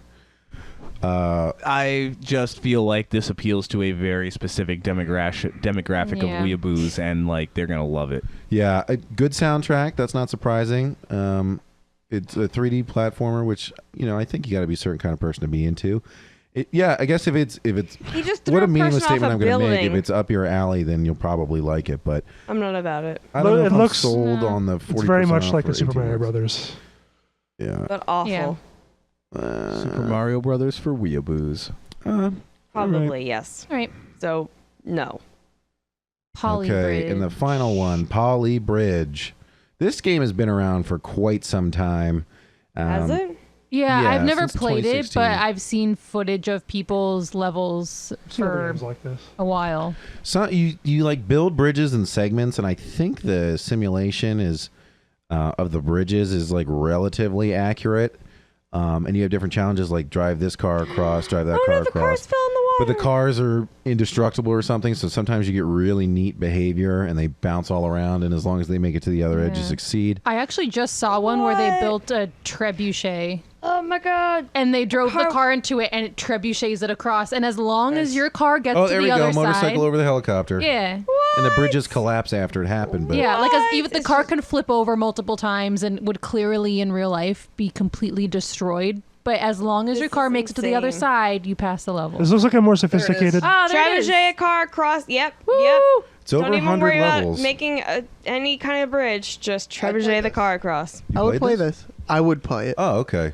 How much was it $3. on sale? Wow. Yeah, well, I'm Sweet. going to buy it. I used to play a game of this, this almost exact game, but it was called Fantastic Contraption. It's a Flash game on the browser. Sounds pretty It's cool. a browser hosted, Flash game. It's probably still there. There were I actually paid for the second iteration of it.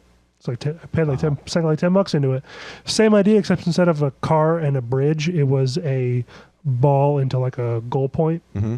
But yeah, it was very similar. Like you had to build Is that a struts and like dinosaur joints and different things, formation on and a- mechanisms It to is a move. T-Rex. You have to bridge. build a contraption that was fantastic to achieve the objective. Yeah, it looks a lot like Lemmings used to be, right? Like Yeah. sort of down that same vein.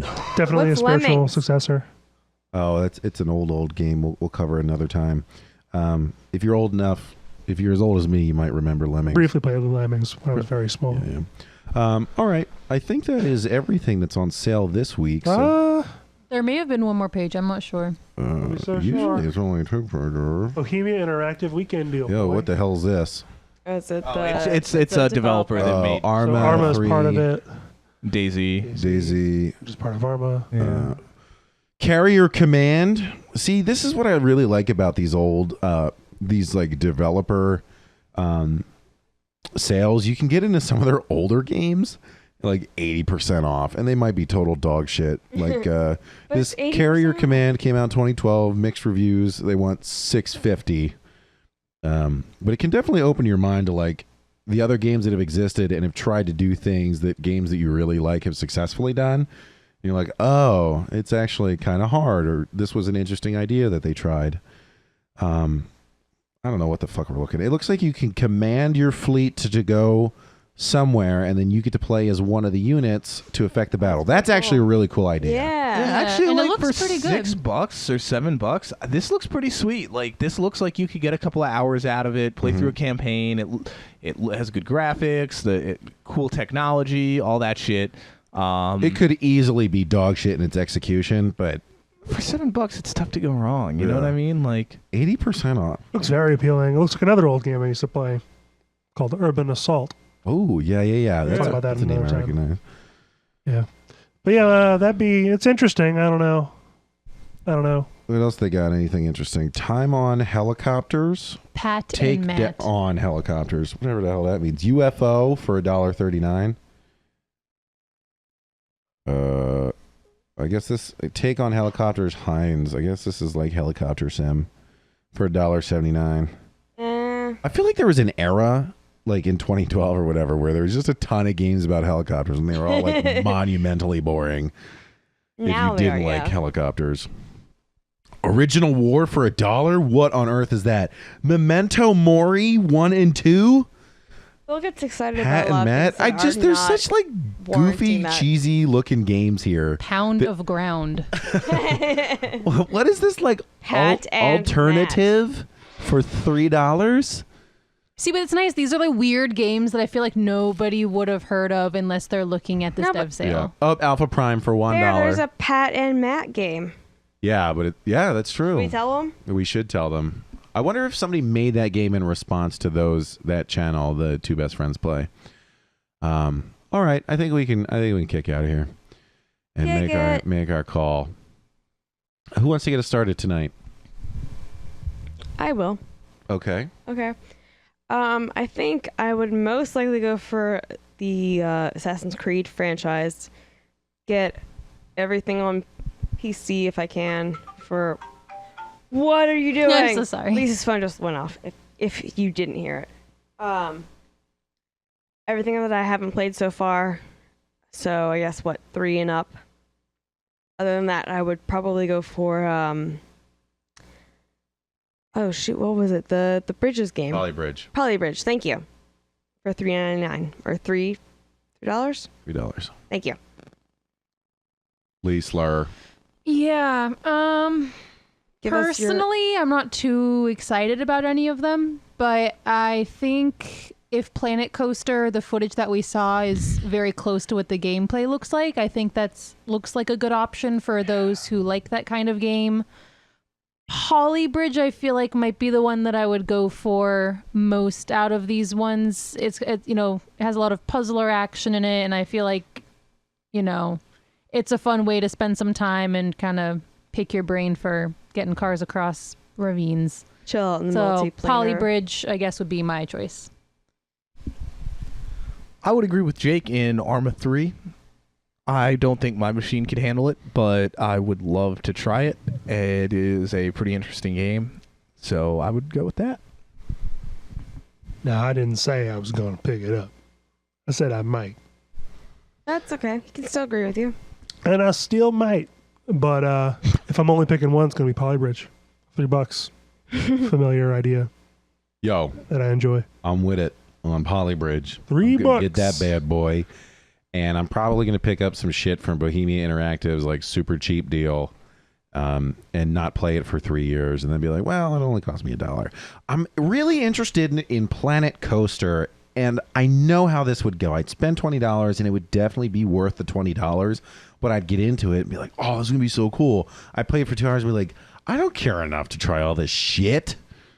And then it would be a waste. So I'm going to have to pass on that. I thought I'd take Pass on over again. Arma because I don't have the time for that kind of learning curve. Yeah, so some cheapo ones from Bohemia and then Polybridge. All right, Chris, wrap us up. Fucking Polybridge, yo. Yeah, dog. Oh. For real. You know, that shit looks fun, and I like those kinds of games, so I'm into it.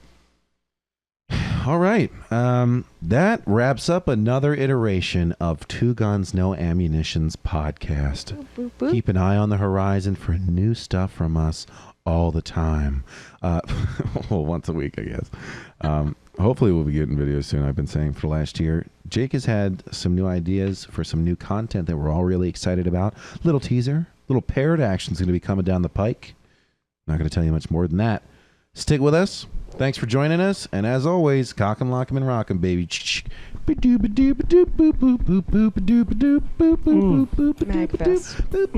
Mm.